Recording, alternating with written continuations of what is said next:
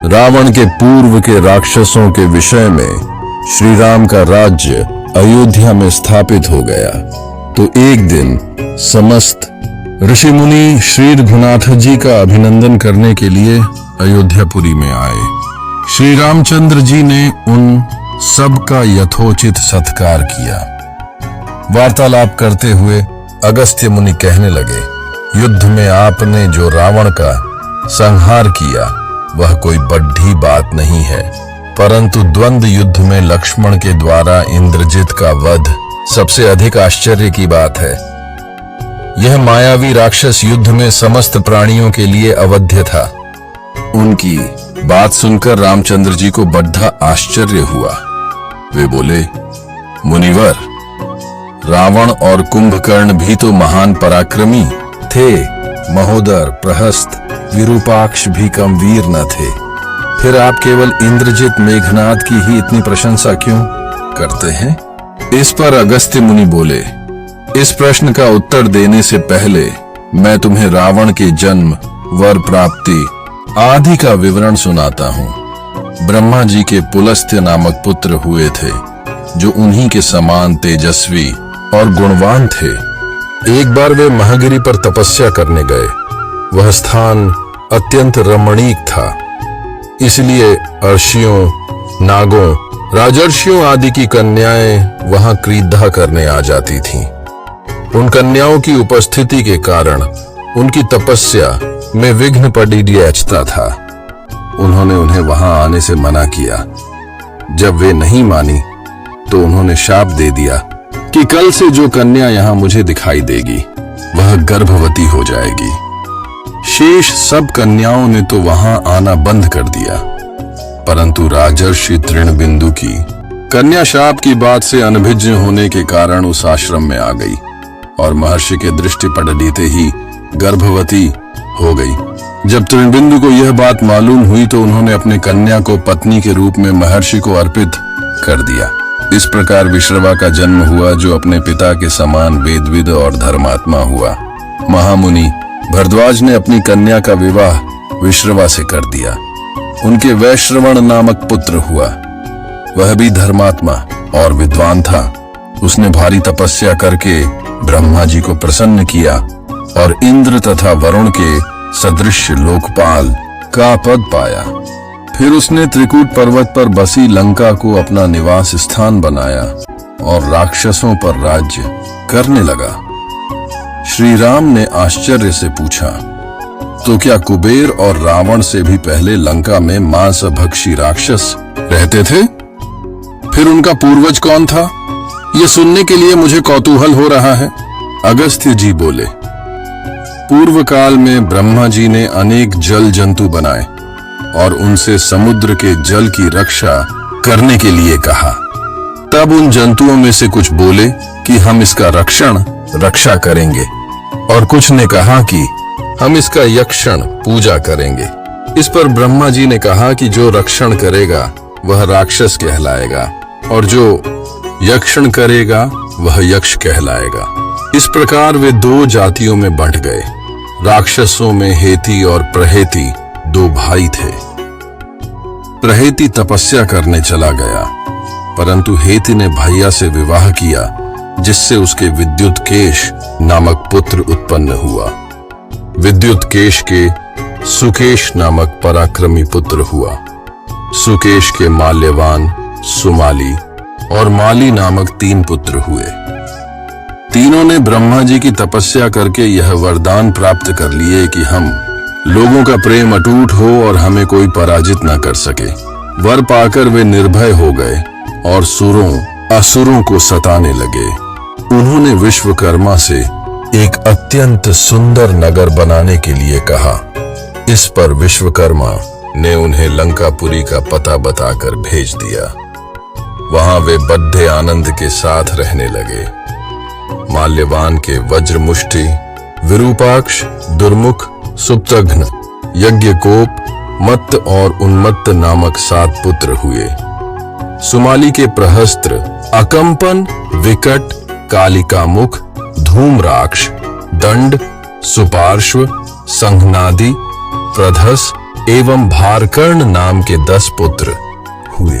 माली के अनिल, हर और संपाति नामक 4 पुत्र हुए। ये सब बलवान और दुष्ट प्रकृति होने के कारण ऋषि मुनियों को कष्ट दिया करते थे।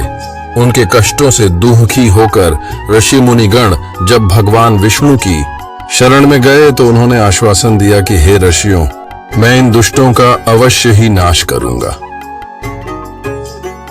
जब राक्षसों को विष्णु के इस आश्वासन की सूचना मिली तो वे सब मंत्रणा करके संगठित हो माली के सेनापतित्व में इंद्रलोक पर आक्रमण करने के लिए चल पड़े।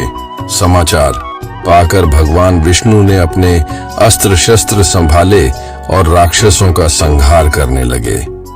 सेनापति माली सहित बहुत से राक्षस मारे गए और शेष लंका की ओर भाग गए। जब भागते हुए राक्षसों का भी नारायण संहार करने लगे तो माल्यवान क्रुद्ध होकर युद्ध भूमि में लौट पड़ा। भगवान विष्णु के हाथों अंत में वह भी काल का ग्रास बना। शेष बचे हुए राक्षस सुमाली के नेतृत्व में लंका को त्याग कर पाताल में जा बसे और लंका पर कुबेर का राज्य स्थापित हुआ। राक्षसों के विनाश से दुखी होकर सुमाली ने अपनी पुत्री कैकसी से कहा कि पुत्री, राक्षस वंश के कल्याण के लिए मैं चाहता हूं कि तुम परम पराक्रमी महर्षि विश्रवा के पास जाकर उनसे पुत्र प्राप्त करो। वही पुत्र हम राक्षसों की देवता। रावण के जन्म की कथा अगस्त्य मुनि ने कहना जारी रखा। पिता की आज्ञा पाकर कैकसी विश्रवा के पास गई और उन्हें अपने अभिप्राय से अवगत कराया। उस समय भयंकर आंधी चल रही थी। आकाश में मेघ गरज रहे थे। कैकसी का अभिप्राय जानकर विश्रवा ने कहा कि भद्रे, तुम इस कुबेला में आई हो, मैं तुम्हारी इच्छा तो पूरी कर दूंगा, परंतु इससे तुम्हारी संतान दुष्ट स्वभाव वाली और क्रूर कर्मा होगी। मुनि की बात सुनकर कैकसी उनके चरणों में गिर पड़ी और बोली कि भगवान, आप ब्रह्मवादी महात्मा हैं, आपसे मैं ऐसे दुराचारी संतान पाने की आशा नहीं करती, अतः आप मुझ पर कृपा करें। कैकसी के वचन सुनकर मुनि विश्रवा ने कहा कि अच्छा, तो तुम्हारा सबसे छोटा पुत्र सदाचारी और धर्मात्मा होगा। इस प्रकार कैकसी के 10 मुख वाले पुत्र का जन्म हुआ, जिसका नाम दशग्रीव रखा गया। उसके पश्चात कुंभकर्ण, शूर्पणखा और विभीषण के जन्म हुए। दशग्रीव और कुंभकर्ण अत्यंत दुष्ट थे, किंतु विभीषण धर्मात्मा प्रकृति का था। दशग्रीव ने अपने भाइयों सहित ब्रह्मा जी की तपस्या की। ब्रह्मा के प्रसन्न होने पर दशग्रीव ने मांगा कि मैं गरुड़हट, नाग, यक्ष, दैत्य, दानव, राक्षस तथा देवताओं के लिए अवध्य हो जाऊं। ब्रह्मा जी ने तथास्तु कहकर उसकी इच्छा पूरी कर दी। विभीषण ने धर्म में अविचल मति का और कुंभकर्ण ने वर्षों तक सोते रहने का वरदान पाया। फिर दशग्रीव ने लंका के राजा कुबेर को विवश किया कि वह लंका छोड़ डटकर अपना राज्य उसे सौंप दे। अपने पिता विश्रवा के समझाने पर कुबेर ने लंका का परित्याग कर दिया और रावण अपनी सेना, भाइयों तथा सेवकों के साथ लंका में रहने लगा। लंका में जम जाने के बाद अपने बहन शूर्पणखा का विवाह कालका के पुत्र दानवराज विद्युविह्वा के साथ कर दिया। उसने स्वयं दिति के पुत्र मय की कन्या मंदोदरी से विवाह किया, जो हेमा नामक अप्सरा के गर्भ से उत्पन्न हुई थी। विरोचन कुमार बल्ली की पुत्री वज्रज्वला से कुंभकर्ण का और गंधर्वराज महात्मा शैलूष की कन्या सरमा से विभीषण का विवाह हुआ। कुछ समय पश्चात मंदोदरी ने मेघनाद को जन्म दिया, जो इंद्र को परास्त कर संसार में इंद्रजित के नाम से प्रसिद्ध हुआ।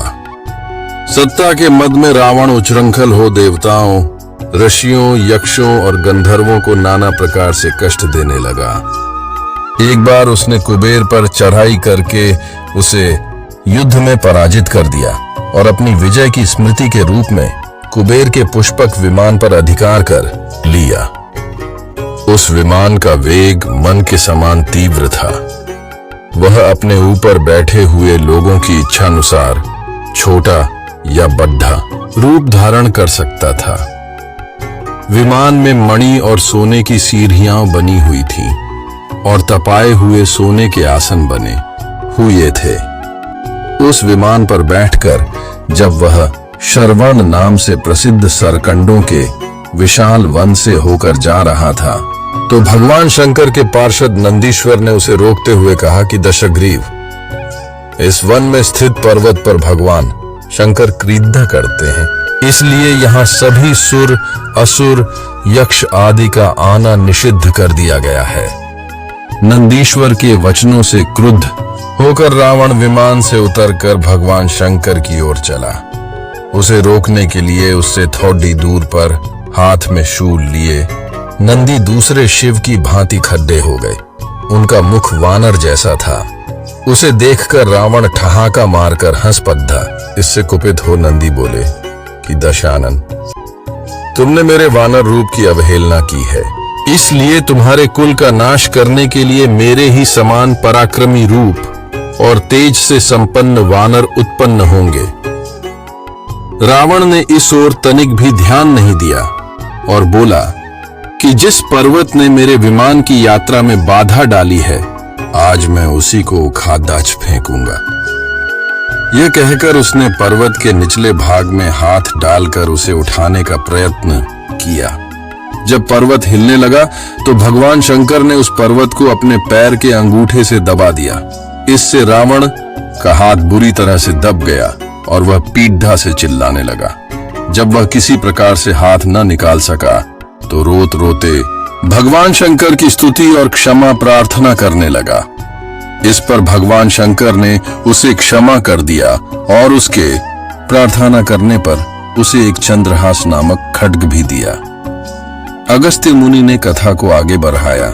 एक दिन हिमालय प्रदेश में भ्रमण करते हुए रावण ने ब्रह्मर्षि कुशध्वज की कन्या वेदवती को तपस्या करते देखा। वह उस पर मुग्ध हो गया और उसके पास आकर उसका परिचय तथा अविवाहित रहने का कारण पूछा। वेदवती ने अपने परिचय देने के पश्चात बताया कि मेरे पिता विष्णु से मेरा विवाह करना चाहते थे। इससे क्रुद्ध होकर मेरी कामना करने वाले दैत्यराज शंभु ने सोते में उनका वध कर दिया। उनके मरने पर मेरी माता भी दुखी होकर चिता में प्रविष्ट हो गई। तब से मैं अपने पिता की इच्छा पूरी करने के लिए भगवान विष्णु की तपस्या कर रही हूं। उन्हीं को मैंने अपना पति मान लिया है। पहले रावण ने वेदवती को बातों में फुसलाना चाहा, फिर उसने जबरदस्ती करने के लिए उसके केश पकड़ डीडीएच लिए। वेदवती ने एक ही झटके में पकड़ दिए हुए केश काट डाले। फिर यह कहती हुई अग्नि में प्रविष्ट हो गई कि दुष्ट, तूने मेरा अपमान किया है। इस समय तो मैं यह शरीर त्याग रही हूं, परंतु तेरा विनाश करने के मैं अयोनिजा कन्या के रूप में जन्म लेकर किसी धर्मात्मा की पुत्री बनूंगी। अगले जन्म में वह कन्या कमल के रूप में उत्पन्न हुई। उस सुंदर कांति वाली कमल कन्या को एक दिन रावण अपने महलों में ले गया। उसे देखकर ज्योतिषियों ने कहा कि राजन, यदि यह कमल कन्या आपके घर में रही तो आपके और आपके कुल के विनाश का कारण बनेगी। यह सुनकर रावण ने उसे समुद्र में फेंक दिया। वहां से वह भूमि को प्राप्त होकर राजा जनक के यज्ञ मंडप के मध्यवर्ती भूभाग में जा पहुंची। वहां राजा द्वारा हल से जोती जाने वाली भूमि से वह कन्या फिर प्राप्त हुई। वही वेदवती सीता के रूप में आपकी पत्नी बनी और आप स्वयं सनातन विष्णु हैं। इस प्रकार आपके महान शत्रु रावण को वेदवती ने पहले ही अपने शाप से मार डाला। आप तो उसे मारने में केवल निमित्त मात्र थे। अनेक राजा महाराजाओं को पराजित करता हुआ दशग्रीव इक्ष्वाकु वंश के राजा अनरण्य के पास पहुंचा, जो अयोध्या पर राज्य करते थे। उसने उन्हें भी द्वंद्व, युद्ध करने अथवा पराजय स्वीकार करने के लिए ललकारा।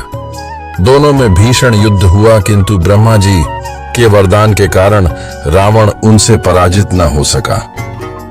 जब अनरण्य का शरीर बुरी तरह से क्षत विक्षत हो गया तो रावण इक्ष्वाकु वंश का अपमान और उपहास करने लगा। इससे कुपित होकर अनरण्य ने उसे शाप दिया कि तूने अपने व्यंग्यपूर्ण शब्दों से इक्ष्वाकु वंश का अपमान किया है, इसलिए मैं तुझे शाप देता हूं कि महात्मा इक्ष्वाकु के इसी वंश में दशरथ नंदन राम का जन्म होगा जो तेरा वध करेंगे। यह कहकर राजा स्वर्ग सिधार गए। रावण की उद्दंडता में कमी नहीं आई। राक्षस या मनुष्य जिसको भी वह शक्तिशाली पाता उसी के साथ जाकर युद्ध करने लगता। एक बार उसने सुना कि किष्किंधापुरी का राजा वाली बद्धा बलवान और पराक्रमी है, तो वह उसके पास युद्ध करने के लिए जा पहुंचा। वाली की पत्नी तारा के पिता सुषेण, युवराज अंगद और उसके भाई सुग्रीव ने उसे समझाया कि इस समय वाली नगर से बाहर संध्योपासना के लिए गए हुए हैं, वे ही आपसे युद्ध कर सकते हैं और कोई वानर इतना पराक्रमी नहीं है जो आपके साथ युद्ध कर सके, इसलिए आप थोड़ी देर उनकी प्रतीक्षा करें। फिर सुग्रीव ने कहा कि राक्षस राज, सामने जो शंख जैसे हड्डियों के ढेर लगे हैं वे वाली के साथ युद्ध की इच्छा से आए आप जैसे वीरों के ही हैं। वाली ने इन सब का अंत किया है। यदि आप अमृत पीकर आए होंगे तो भी जिस क्षण वाली से युद्ध करेंगे वह क्षण आपके जीवन का अंतिम क्षण होगा। यदि आपको मरने की बहुत जल्दी हो तो आप दक्षिण सागर के तट पर चले जाइए, वहीं आपको वाली के दर्शन हो जाएंगे। सुग्रीव के वचन सुनकर रावण विमान पर सवार हो तत्काल दक्षिण सागर में उस स्थान पर जा पहुंचा जहां वाली संध्या कर रहा था। उसने सोचा कि मैं चुपचाप वाली पर आक्रमण कर दूंगा। वाली ने रावण को आते देख लिया, परंतु वह तनिक भी विचलित नहीं हुआ और वैदिक मंत्रों का उच्चारण करता रहा। ज्यों ही उसे पकड़ दचने के लिए रावण ने पीछे से हाथ बढ़ाया, सतर्क वाली ने उसे पकड़ दचकर अपनी कांख में दबा लिया और आकाश में उड़ चला। रावण बार बार वाली को अपने नखों से कचोटता रहा, किंतु वाली ने उसकी कोई चिंता नहीं की। तब उसे छुड़ाने के लिए रावण के मंत्री और अनुचर उसके पीछे शोर मचाते हुए दौड़े, परंतु वे वाली के पास तक न पहुंच सके। इस प्रकार वाली रावण को लेकर पश्चिमी सागर के तट पर पहुंचा। वहां उसने संध्योपासना पूरी की। फिर वह दशानन को लिए हुए किष्किंधापुरी लौटा। अपने उपवन में एक आसन पर बैठकर उसने रावण को अपनी कांख से निकालकर पूछा कि अब कहिए, आप कौन हैं और किस लिए आए हैं?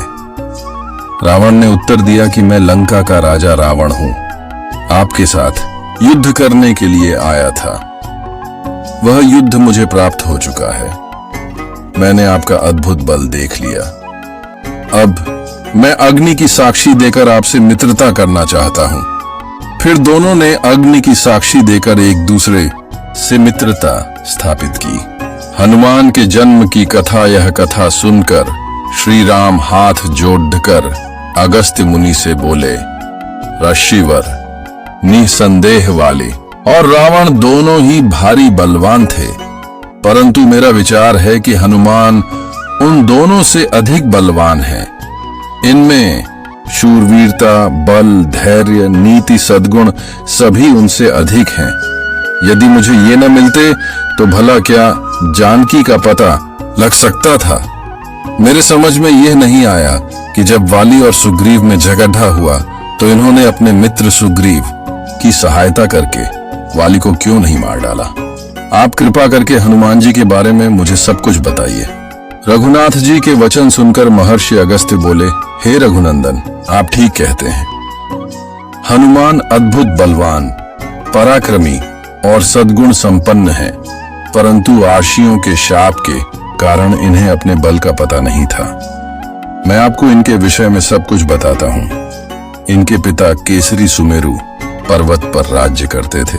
उनकी पत्नी का नाम अंजना था। इनके जन्म के पश्चात एक दिन इनकी माता फल लाने के लिए इन्हें आश्रम में छोड़ कर चली गईं। जब शिशु हनुमान को भूख लगी तो वे उगते हुए सूर्य को फल समझकर उसे पकड़ने के लिए आकाश में उड़ने लगे। उनकी सहायता के लिए पवन भी बहुत तेजी से चला। उधर भगवान सूर्य ने उन्हें अबोध शिशु समझकर अपने तेज से नहीं जलने दिया। जिस समय हनुमान सूर्य को पकड़ने के लिए लपके, उसी समय राहु सूर्य पर ग्रहण लगाना चाहता था। हनुमान जी ने सूर्य के ऊपरी भाग में जब राहु का स्पर्श किया तो वह भयभीत होकर वहां से भाग गया। उसने इंद्र के पास जाकर शिकायत की कि देवराज, आपने मुझे अपनी क्षुधा शांत करने के साधन के रूप में सूर्य और चंद्र दिए थे। आज जब अमावस्या के दिन मैं सूर्य को ग्रस्त करने के लिए गया तो मैंने देखा कि एक दूसरा राहु सूर्य को पकड़ डांचने जा रहा है। राहु की बात सुनकर इंद्र घबरा गए और राहु को साथ लेकर सूर्य की ओर चल पड़े। राहु को देखकर हनुमान जी सूर्य को छोड़कर राहु पर झपटे। राहु ने इंद्र को रक्षा के लिए पुकारा तो उन्होंने हनुमान जी के ऊपर वज्र का प्रहार किया, जिससे वे एक पर्वत पर जा गिरे और उनकी बाईं ठुड्डी टूट गई। हनुमान की यह दशा देखकर वायुदेव को क्रोध आया। उन्होंने उसी क्षण अपनी गति रोक ली। इससे कोई भी प्राणी सांस न ले सका और सब पीढ़ा से तड़पने लगे। तब सारे सुर, असुर, यक्ष, किन्नर आदि ब्रह्मा जी की शरण में गए। ब्रह्मा उन सबको लेकर वायुदेव के पास गए। वे मृत हनुमान को गोद में लिए उदास बैठे थे। जब ब्रह्मा जी ने उन्हें जीवित कर दिया तो वायुदेव ने अपनी गति का संचार करके सब प्राणियों की पीड़ा दूर की। चूंकि इंद्र के वज्र से हनुमान जी की हनु ठुड्डी टूट गई थी, इसीलिए तब से उनका नाम हनुमान हो गया। फिर प्रसन्न होकर सूर्य ने हनुमान को अपने तेज का 100वां भाग दिया। वरुण, यम, कुबेर, विश्वकर्मा आदि ने उन्हें अजेय पराक्रमी, अवध्य होने, नाना रूप धारण करने की क्षमता आदि के वर दिया। इस प्रकार नाना शक्तियों से संपन्न हो जाने पर निर्भय होकर वे आर्षि मुनियों के साथ शरारत करने लगे। किसी के वलकल फाड़ डाल देते, किसी की कोई वस्तु नष्ट कर देते। इससे क्रुद्ध होकर ऋषियों ने इन्हें शाप दिया कि तुम अपने बल और शक्ति को भूल जाओगे। किसी के याद दिलाने पर ही तुम्हें उनका ज्ञान होगा। तब से उन्हें अपने बल और शक्ति का स्मरण नहीं रहा। वाली और सुग्रीव के पिता रक्षराज थे। चिरकाल तक राज्य करने के पश्चात जब रक्षराज का देहांत हुआ तो वाली राजा बना। वाली और सुग्रीव में बचपन से ही प्रेम था। जब उन दोनों में बैर हुआ तो सुग्रीव के सहायक होते हुए भी शाप के कारण हनुमान अपने बल से अनजान बने रहे। हनुमान के जीवन की यह कथा सुनकर सबको बड़ा आश्चर्य हुआ। जब अगस्त्य तथा अन्य मुनि अयोध्या से विदा होकर जाने लगे तो श्री राम ने उनसे कहा, मेरी इच्छा है कि पुरवासी और देशवासियों को अपने अपने कार्यों में लगाकर मैं यज्ञों का अनुष्ठान करूं। आपसे प्रार्थना है कि आप सब उन यज्ञों में अवश्य पधार कर भाग लेने की कृपा करें। सब ऋषियों ने उसमें भाग लेने की अपनी स्वीकृति प्रदान की। फिर वे वहां से विदा होकर अपने अपने आश्रम को चले गए। अभ्यागतों की विदाई।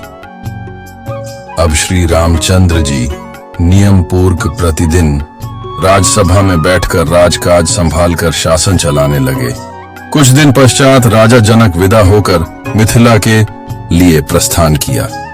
इसके पश्चात कैकेय, नरेश, युद्धाजित, काशीराज, प्रतरदन तथा अन्य आगत राजा महाराजा भी विनय पूर्वक अयोध्या से विदा हुए।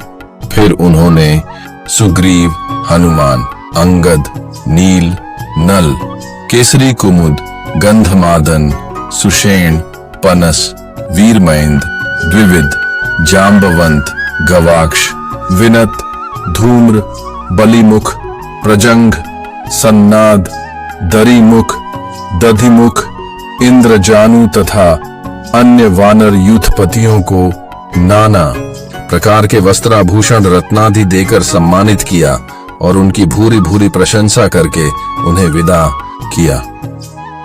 फिर वे विभीषण को विदा करते हुए उनसे बोले, राक्षस राज, तुम धर्म पूर्वक लंका पर शासन करना। तुम धर्मात्मा हो। मुझे विश्वास है कि तुम कभी धर्म विरुद्ध कोई कार्य नहीं करोगे। अपनी प्रजा का पुत्रवत पालन करना। विदा होने से पहले हनुमान बोले, प्रभु, मुझे ऐसा वर दीजिए कि आपके प्रति मेरी अटूट भक्ति सदा बनी रहे। आपके सिवा कहीं और मेरा आंतरिक अनुराग न हो। इस पृथ्वी पर जब तक राम कथा प्रचलित रहे तब तक मेरे प्राण इस शरीर में ही बसे रहें। हनुमान की बात सुनकर श्री राम ने उन्हें हृदय से लगा लिया और बोले, ऐसा ही होगा।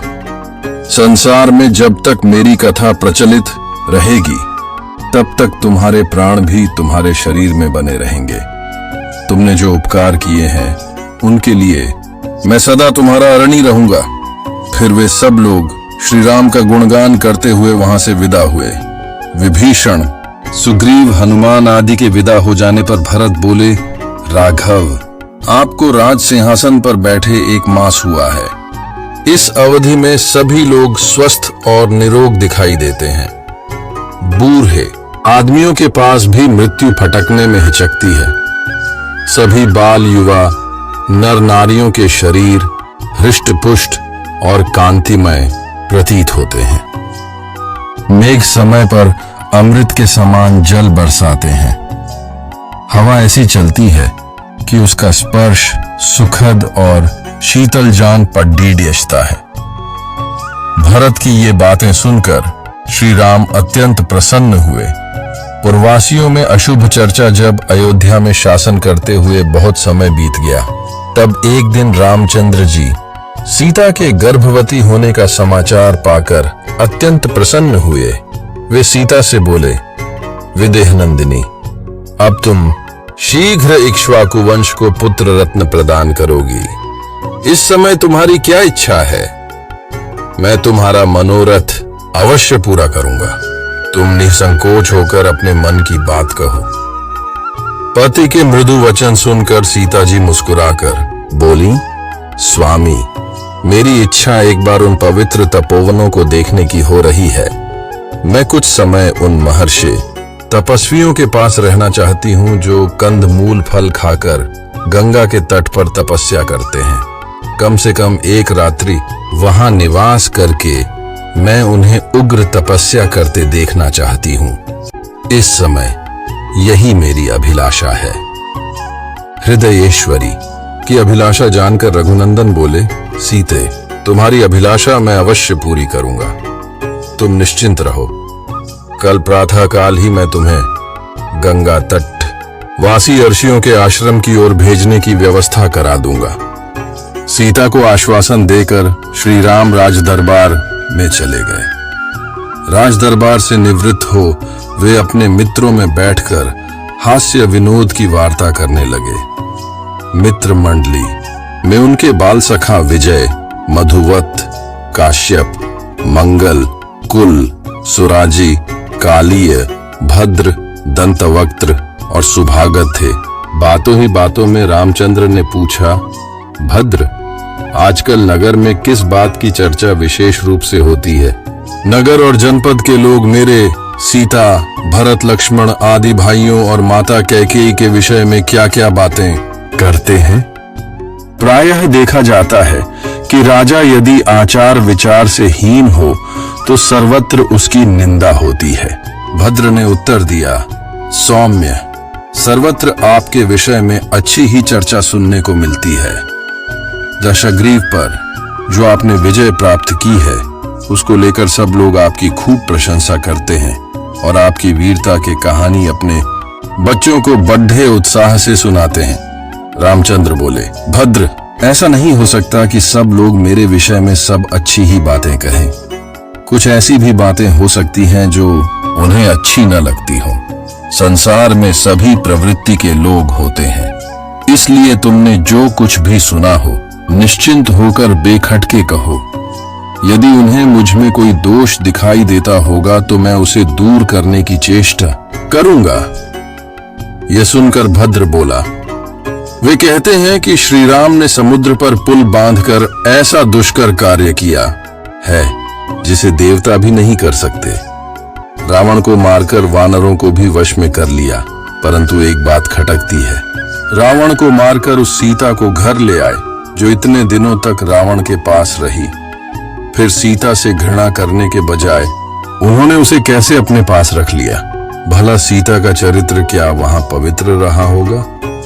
अब प्रजाजन भी ऐसी स्त्रियों को अपने घरों में रखने लगेंगे, क्योंकि जैसा राजा करता है प्रजा भी वैसा ही करती है। इस प्रकार सारे नगर निवासी भिन्न भिन्न प्रकार की बातें करते हैं।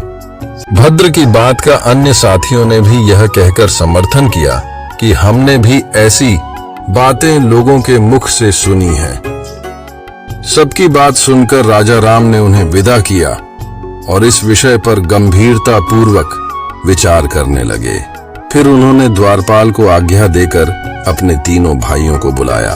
भाइयों ने आकर उन्हें सादर प्रणाम किया और देखा श्री राम बहुत उदास हैं तथा उनके नेत्रों में आंसू डबडबा रहे हैं। श्री राम ने बड़े आदर से अपने भाइयों को अपने पास बिठाकर कहा, बंधुओं, मैंने तुम्हें इसीलिए बुलाया है कि मैं तुम्हें उस चर्चा की जानकारी दे दूं जो प्रवासियों में मेरे और सीता के विषय में चल रही है।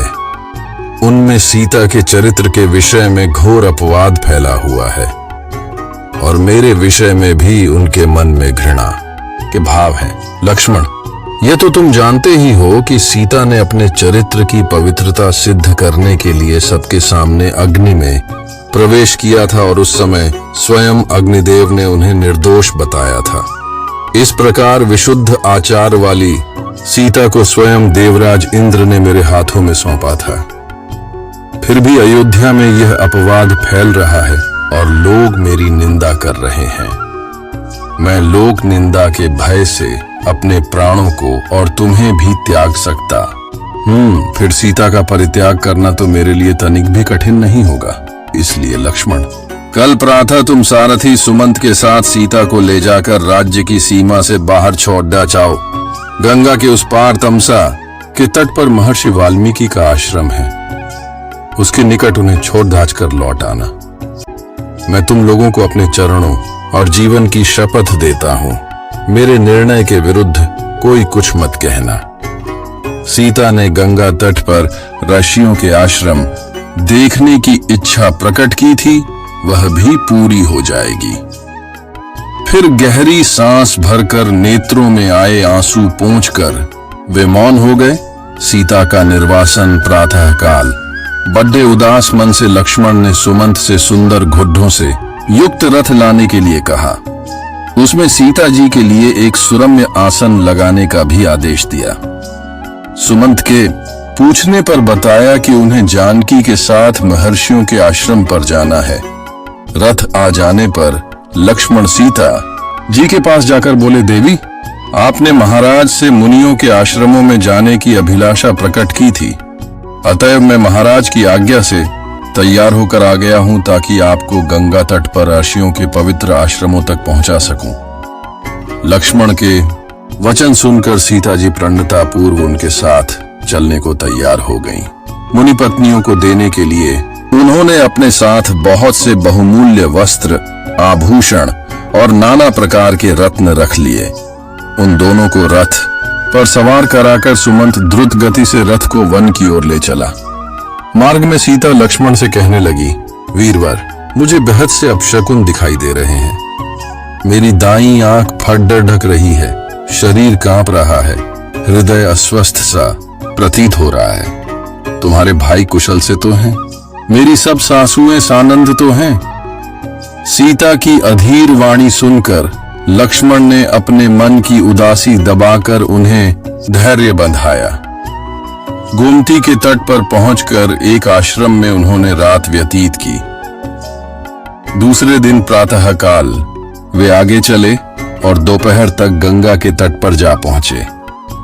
गंगा की जलधारा को देखते ही लक्ष्मण के नेत्रों से जलधारा बह चली और वे फूट फूट कर रोने लगे। सीता ने चिंतित होकर उनसे रोने का कारण पूछा। लक्ष्मण ने उनके प्रश्न का कोई उत्तर नहीं दिया और रथ से उतर नौका पर सवार हो सीता सहित गंगा के दूसरे तट पर जा पहुंचे। गंगा के उस तट पर नौका से उतर लक्ष्मण सीता से हाथ जोड़कर बोले, देवी, आज मुझे बड़े भैया ने वह कार्य सौंपा है जिससे सारे लोक में मेरी भारी निंदा होगी।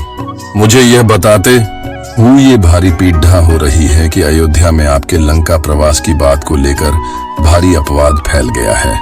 इससे अत्यंत दुखी होकर महाराज राम ने आपका परित्याग कर दिया है और मुझे आपको यहाँ गंगा तट पर छोड़ जाने का आदेश दिया है।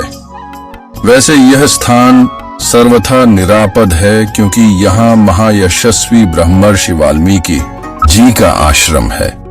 आप यहाँ उपवास परायण आदि करती हुई धार्मिक जीवन व्यतीत करें। लक्ष्मण के ये कठोर वचन सुनकर जनक नंदिनी को ऐसा आघात लगा कि वे मूर्छित होकर पृथ्वी पर गिर पड़ी। फिर चेतना आने पर बोली, लक्ष्मण, क्या विधाता ने मुझे जीवन पर्यंत दुख भोगने के लिए ही उत्पन्न किया है? पहले मुझे राघव से अलग होकर लंका में रहना पड़ रहा और अब उन्होंने मुझे सदा के लिए त्याग दिया। लक्ष्मण, मेरी समझ में यह नहीं आता कि यदि मुनिजन मुझसे यह पूछेंगे कि तुम्हें श्री राम ने किस अपराध के कारण त्यागा है तो मैं उन्हें क्या उत्तर दूंगी। मेरी सबसे बड़ी विडंबना यह है कि मैं गंगा जी में डूबकर अपने प्राण भी विसर्जन नहीं कर सकती, क्योंकि ऐसा करने से मेरे पति का राजवंश नष्ट हो जाएगा। तुम दुखी क्यों होते हो? तुम तो महाराज की आज्ञा का ही पालन कर रहे हो, जो तुम्हारा कर्तव्य है। जाओ, तुम लौट जाओ और सबसे मेरा सादर प्रणाम कहना। सीता से आज्ञा लेकर अत्यंत दुखी मन से लक्ष्मण मृत प्राय शरीर को ढोते हुए रथ पर बैठे और बैठते ही मूर्छित हो गए। मूर्छा दूर होने पर वे फिर आंसू बहाने लगे। उधर सीता विलाप करती हुई चीत्कार करने लगी। दो मुनि कुमारों ने सीता को इस प्रकार विलाप करते देखा तो उन्होंने ब्रह्मर्षि वाल्मीकि के पास जाकर इसका वर्णन किया। यह समाचार सुनकर वाल्मीकि जी सीता जी के पास पहुंचे और बोले, पतिव्रत है, मैंने अपने योग बल से जान लिया है कि तुम राजा दशरथ की पुत्र वधू और मिथिलेश की पुत्री हो। मुझे तुम्हारे परित्याग की बात भी मालूम हो चुकी है, इसलिए तुम मेरे आश्रम में चलकर अन्य तपस्विनी नारियों के साथ निश्चिंत होकर निवास करो, वे तुम्हारी यथोचित देखभाल करेंगी। मुनि के वचन सुनकर सीता ने उन्हें श्रद्धापूर्वक प्रणाम किया और महर्षि के आश्रम में आकर रहने लगी। लक्ष्मण की वापसी रथ में मूर्छा भंग होने पर लक्ष्मण फिर विलाप करने लगे। सुमंत ने उन्हें धैर्य बंधाते हुए उनसे कहा, वीरवर, आपको सीता के विषय में संताप नहीं करना चाहिए। यह बात तो दुर्वासा मुनि ने स्वर्गीय राजा दशरथ जी को पहले ही बता दी थी कि श्री राम सदैव दुख उठाएंगे, उन्हें प्रियजनों का वियोग उठाना पड़ेगा। मुनि के कथनानुसार दीर्घ काल व्यतीत होने पर वे आपको तथा भरत और शत्रुघ्न को भी त्याग देंगे। ये बात उन्होंने मेरे सामने कही थी, परंतु स्वर्गीय महाराज ने मुझे आदेश दिया था कि यह बात मैं किसी से न कहूं। अब उचित अवसर जानकर आपसे कह रहा हूं। आपसे अनुरोध है कि आप यह बात भरत और शत्रुघ्न के सम्मुख कदापि न कहें। सुमंत की बात सुनकर जब लक्ष्मण ने किसी से न कहने का आश्वासन देकर पूरी बात बताने का आग्रह किया तो सुमंत ने कहा, एक समय की बात है, दुर्वासा मुनि महर्षि वशिष्ठ के आश्रम में रहकर चातुर्मास बिता रहे थे। उसी समय महाराज दशरथ वशिष्ठ जी के दर्शनों के लिए पहुंचे। बातों बातों में महाराज ने दुर्वासा मुनि से पूछा कि भगवान, मेरा वंश कितने समय तक चलेगा? मेरे सब पुत्रों की आयु कितनी होगी? कृपा करके मेरे वंश की स्थिति मुझे बताइए। इस पर उन्होंने महाराज को कथा सुनाई कि देवासुर संग्राम में पीड़ित हुए दैत्यों ने महर्षि भृगु की पत्नी की शरण ली थी। भृगु की पत्नी द्वारा दैत्यों को शरण दिए जाने पर कुपित होकर भगवान विष्णु ने अपने चक्र से उसका सिर काट डाला।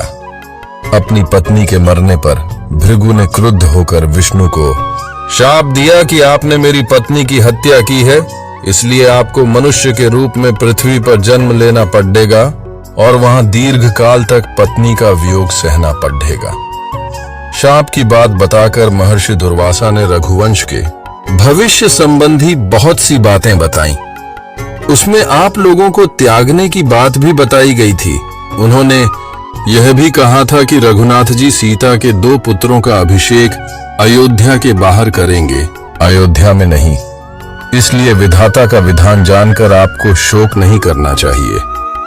ये बातें सुनकर लक्ष्मण का संताप कुछ कम हुआ। केशिनी के तट पर रात्रि बिताकर दूसरे दिन दोपहर को लक्ष्मण अयोध्या पहुंचे। उन्होंने अत्यंत दुखी मन से श्री राम के पास पहुंचकर सीता के परित्याग का संपूर्ण वृत्तांत जा सुनाया। राम ने संयम पूर्वक सारी बातें सुनी और अपने मन पर नियंत्रण रखते हुए राजकाज में मन लगाया। राजा नृग की कथा। एक दिन लक्ष्मण ने श्री राम से कहा, महाराज, आप राजकाज में इतने व्यस्त रहते हैं कि अपने स्वास्थ्य का भी ध्यान नहीं रखते। यह सुनकर रामचंद्र जी बोले, लक्ष्मण, राजा का कर्तव्य होता है राजकाज में पूर्णतया लीन रहना। तनिक सी असावधानी हो जाने पर उसे राजा नृग की भांति भयंकर यातना भोगनी पड़ती है। लक्ष्मण के जिज्ञासा करने पर उन्होंने राजा नृग की कथा सुनाते हुए कहा, पहले इस पृथ्वी पर महायशस्वी राजा नृग राज्य करते थे। वे बड्ढे धर्मात्मा और सत्यवादी थे। एक बार उन्होंने तीर्थराज पुष्कर में जाकर स्वर्ण विभूषित बछड्डों युक्त 1 करोड़ डहाच गौओं का दान किया। उसी समय उन गौओं के साथ एक दरिद्र ब्राह्मण की गाय बछड्डे सहित आकर मिल गई और राजा नृग ने संकल्प पूर्वक उसे किसी ब्राह्मण को दान कर दिया। उधर वह दरिद्र ब्राह्मण वर्षों तक स्थान स्थान पर अपनी गाय को ढूंढता रहा। अंत में उसने कणखल में एक ब्राह्मण के यहाँ अपने गाय को पहचान लिया। गाय का नाम शवला था। जब उसने गाय को नाम लेकर पुकारा तो वह गाय उस दरिद्र ब्राह्मण के पीछे हो ली। इस पर दोनों ब्राह्मणों में विवाद हो गया। एक कहता था गाय मेरी है और दूसरा कहता कि मुझे यह राजा ने दान में दी है। दोनों झगड़ते हुए राजा नृग के यहाँ पहुंचे।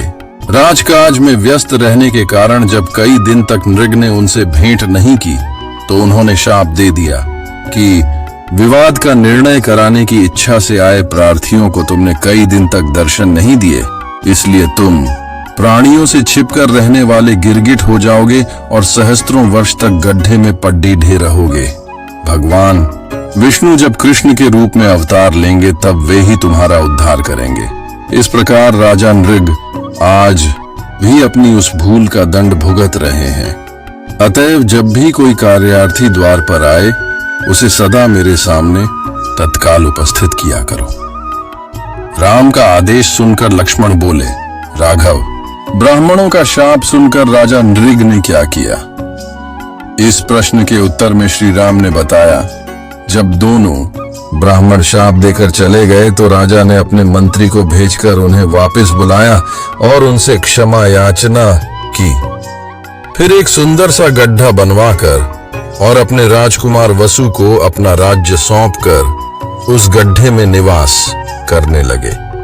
ब्राह्मण के शाप का भारी प्रभाव होता है। राजा निमि की कथा श्री रामचंद्र जी बोले, हे लक्ष्मण, अब मैं तुम्हें शाप से संबंधित एक अन्य कथा सुनाता हूँ। हमारे ही पूर्वजों में निमि नामक एक प्रतापी राजा थे। वे महात्मा इक्ष्वाकु के 12वें पुत्र थे। उन्होंने वैजयंत नामक एक नगर बसाया था। इस नगर को बसाकर उन्होंने एक भारी यज्ञ का अनुष्ठान किया। यज्ञ संपन्न करने के लिए महर्षि वशिष्ठ, अत्रि, अंगिर तथा भृगु को आमंत्रित किया।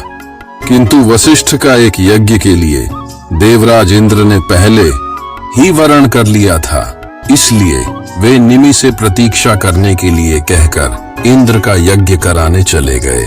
वशिष्ठ के जाने पर महर्षि गौतम ने यज्ञ को पूरा कराया। वशिष्ठ ने लौटकर जब देखा कि गौतम यज्ञ को पूरा कर रहे हैं तो उन्होंने क्रुद्ध होकर निमि से मिलने की इच्छा प्रकट की। जब 2 घड़ी प्रतीक्षा करने पर भी निमि से भेंट न हो सकी तो उन्होंने शाप दिया कि राजा निमि, तुमने मेरी अवहेलना करके दूसरे पुरोहित को वरण किया है, इसलिए तुम्हारा शरीर अचेतन होकर गिर जाएगा। जब राजा निमि को इस शाप की बात मालूम हुई तो उन्होंने भी वशिष्ठ जी को शाप दिया कि आपने मुझे अकारण ही शाप दिया है, अतएव आपका शरीर भी अचेतन होकर गिर जाएगा। इस प्रकार शापों के कारण दोनों ही विदेह हो गए। यह सुनकर लक्ष्मण बोले, रघुकुल भूषण, फिर इन दोनों को नया शरीर कैसे मिला? लक्ष्मण का प्रश्न सुनकर राघव बोले, पहले तो वे दोनों वायु रूप हो गए। वशिष्ठ ने ब्रह्मा जी से देह दिलाने की प्रार्थना की तो उन्होंने कहा कि तुम मित्र और वरुण के छोड़े हुए वीर्य में प्रविष्ट हो जाओ, इससे तुम अयोनिज रूप से उत्पन्न होकर मेरे पुत्र बन जाओगे। इस प्रकार वशिष्ठ फिर से शरीर धारण करके प्रजापति बने। अब राजा निमि का वृत्तांत सुनो। राजा निमि का शरीर नष्ट हो जाने पर आर्षियों ने स्वयं ही यज्ञ को पूरा किया और राजा को तेल के कड्डेदाह आदि में सुरक्षित रखा। यज्ञ कार्यों से निवृत्त होकर महर्षि भृगु ने राजा निमि की आत्मा से पूछा कि तुम्हारे जीव चैतन्य को कहां स्थापित किया जाए? इस पर निमि ने कहा कि मैं समस्त प्राणियों के नेत्रों में निवास करना चाहता हूं। राजा की यह अभिलाषा पूर्ण हुई। तब से निमि का निवास वायु रूप होकर समस्त प्राणियों के नेत्रों में हो गया। उन्हीं राजा के पुत्र मिथिलापति जनक हुए और विदेह कहलाए। राजा ययाति की कथा, इस आश्चर्यजनक कथा को सुनकर सुमित्रा नंदन बोले, हे प्रभु, ऐसे ही शाप की कोई और कथा हो तो सुनाइए। लक्ष्मण के जिज्ञासा देखकर कौशल्यानंदन बोले, नहुष के पुत्र राजा ययाति के 2 पत्नियां थीं, एक शर्मिष्ठा और दूसरी देवयानी। शर्मिष्ठा दैत्यकुल के वृषपर्वा की कन्या थी और देवयानी शुक्राचार्य की। राजा को शर्मिष्ठा से विशेष स्नेह था। शर्मिष्ठा ने पुरु को और देवयानी ने यदु को जन्म दिया। दोनों ही बालक बड्ढे तेजस्वी थे। देवयानी को उचित सम्मान न पाते देख यदु ने उससे कहा कि माता, इस असम्मानजनक जीवन से क्या यह अधिक उचित न होगा कि हम अग्नि में प्रवेश करके यह जीवन समाप्त कर दें? यदि तुम मेरी बात नहीं मानोगी तो भी मैं यह जीवन धारण नहीं करूंगा। पुत्र की यह बात सुनकर देवयानी ने सारी बातें अपने पिता भृगुनंदन शुक्राचार्य को बता दी और स्वयं भी जल मरने को तैयार हो गई। उसने कहा कि ययाति मेरा ही नहीं आपका भी अनादर करते हैं। इससे क्रोधित होकर शुक्राचार्य ने ययाति को लक्ष्य करके शाप दिया कि दुरात्मन है, तुम्हारी अवस्था जरा जीर्ण वृद्ध जैसी हो जाए, तुम बिल्कुल शिथिल हो जाओ। इस प्रकार शाप देकर वे मौन हो गए। इस शाप के फलस्वरूप राजा ययाति को ऐसी वृद्धावस्था ने आ घेरा जो दूसरे की युवावस्था से बदली जा सकती थी। ययाति ने यदु से अनुरोध किया कि तुम मुझे अपना यौवन देकर मेरी वृद्धावस्था ले लो, कुछ समय पश्चात मैं तुम्हारा यौवन तुम्हें लौटा दूंगा। ये सुनकर यदु ने कहा, यह सौदा आप अपने लाडले पुरु से करें। जब उन्होंने पुरु से यह बात कही तो पुरु ने राजा का अनुरोध सुनकर तत्काल वृद्धावस्था के बदले में अपना यौवन दे दिया।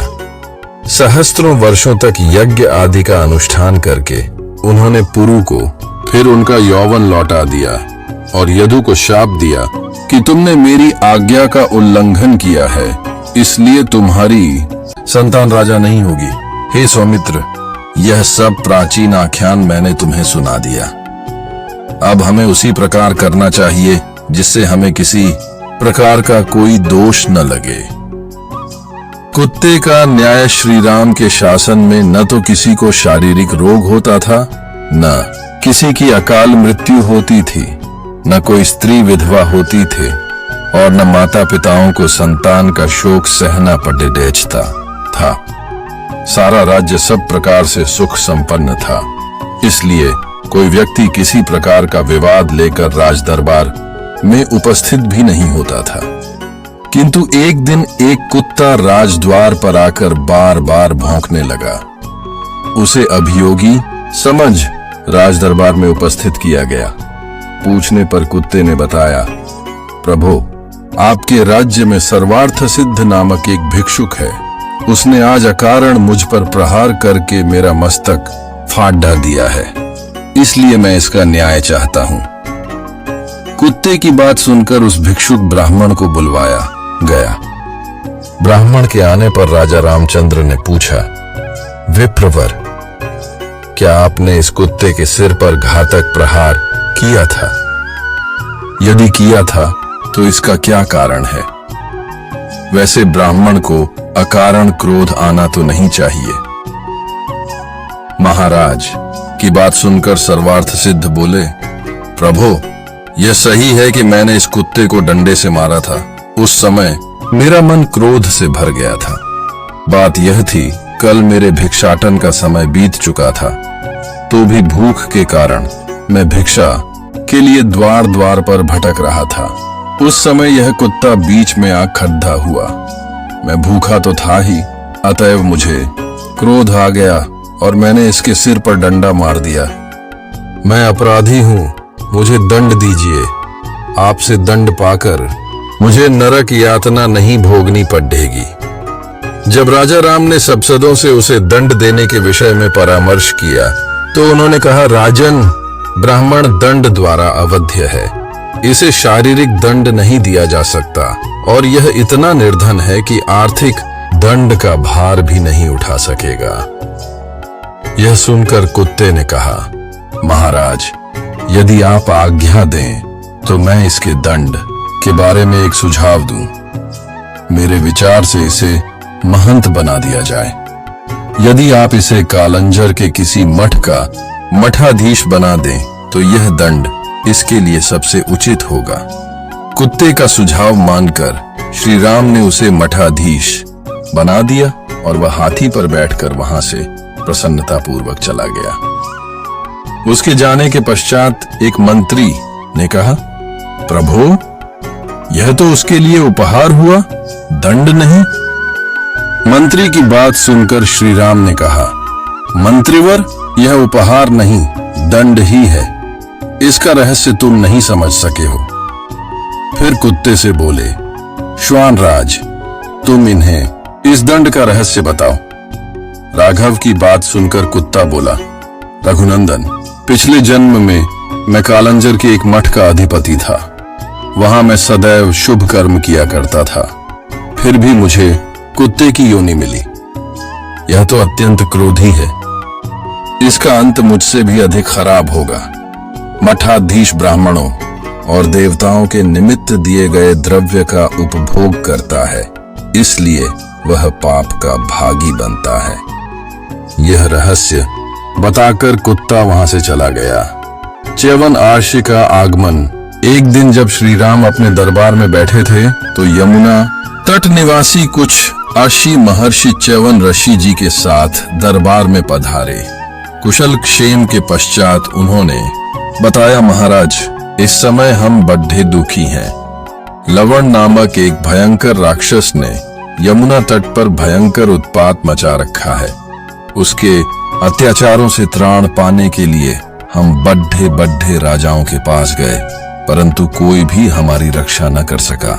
आपकी यशोगाथा सुनकर अब हम आपकी शरण आए हैं। हमें आशा है आप निश्चय ही हमारा भय दूर करेंगे। राशियों के यह वचन सुनकर सत्य प्रतिज्ञ श्री राम बोले, हे महर्षियों, यह समस्त राज्य और मेरे प्राण भी आपके लिए ही हैं। मैं आपको वचन देता हूं कि मैं उस दुष्ट के वध का उपाय शीघ्र ही करूंगा। आप मुझे उसके विषय में विस्तार से बताएं। च्यवन ऋषि बोले, हे राजन, सतयुग में लीला नामक दैत्य का पुत्र मधुबद्धा शक्तिशाली और बुद्धिमान राक्षस था। उसने भगवान शंकर की तपस्या करके उनसे अपने तथा अपने वंश के लिए एक ऐसा शूल प्राप्त किए था जो शत्रु का विनाश करके वापस उसके पास आ जाता था। उन्होंने यह भी वर दिया कि जिसके हाथ में जब तक यह शूल रहेगा तब तक वह अवध्य रहेगा। उसी मधु का पुत्र लवण है जो अत्यंत दुष्टात्मा है और उस शूल के बल पर निरंतर हमें कष्ट देता है। वह प्रायः किसी न किसी अर्षि मुनि तपस्वी को अपने आहार बनाता है। वन के प्राणियों, मनुष्य आदि किसी को भी वह नहीं छोड़ डालता। यह सुनकर राम ने सब भाइयों को बुलाकर पूछा, इस राक्षस को मारने का भार कौन अपने ऊपर लेना चाहता है? यह सुनकर शत्रुघ्न बोले, प्रभु, लक्ष्मण ने आपके साथ रहते हुए बहुत से राक्षसों का संहार किया है। भैया भरत ने भी आपकी अनुपस्थिति में नंदीग्राम में रहते हुए अनेक दैत्यों को मौत के घाट उतारा है। इसलिए लवणासुर के वध का कार्य मुझे सौंपने की कृपा करें। श्री राम बोले, ठीक है, तुम ही लवणासुर का संहार करो और उसे मार के मधुपुर में अपना राज्य स्थापित करो। मैं तुम्हें वहां का राज सिंहासन सौंपता हूं। फिर उन्होंने शत्रुघ्न को एक अद्भुत अमोघ बाण देकर कहा, इस अद्भुत बाण से ही मधु और कैटभ नामक राक्षसों का विष्णु ने वध किया था। इससे लवणासुर अवश्य मारा जाएगा। एक बात का ध्यान रखना कि वह अपने शूल को महल के अंदर एक प्रकोष्ठ में रखकर नित्य उसका पूजन करता है। जब वह तुम्हें अपने महल के बाहर दिखाई दे तभी तुम उसे युद्ध के लिए ललकारना। अभिमान के कारण वह तुमसे युद्ध करने लगेगा और शूल के लिए महल के अंदर जाना भूल जाएगा।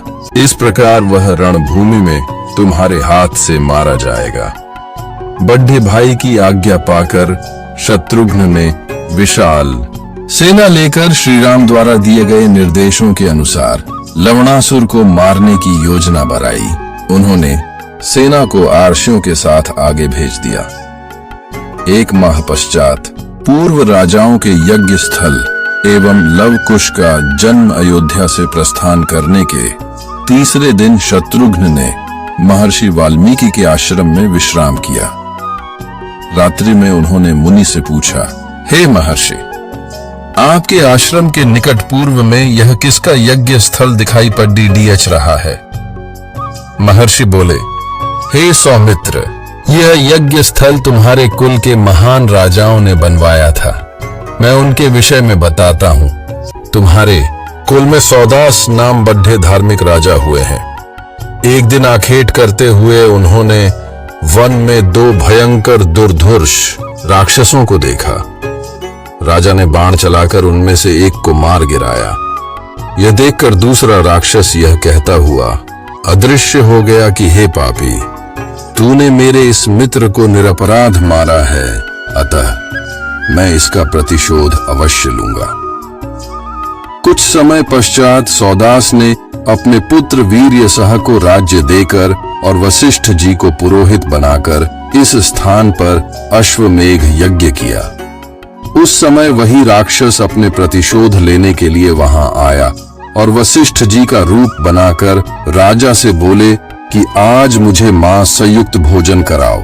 इसमें सोच विचार की आवश्यकता नहीं है। राजा ने अपने रसोइये को ऐसा ही आदेश दिया। इस आदेश को सुनकर वह आश्चर्य में पड़ गया।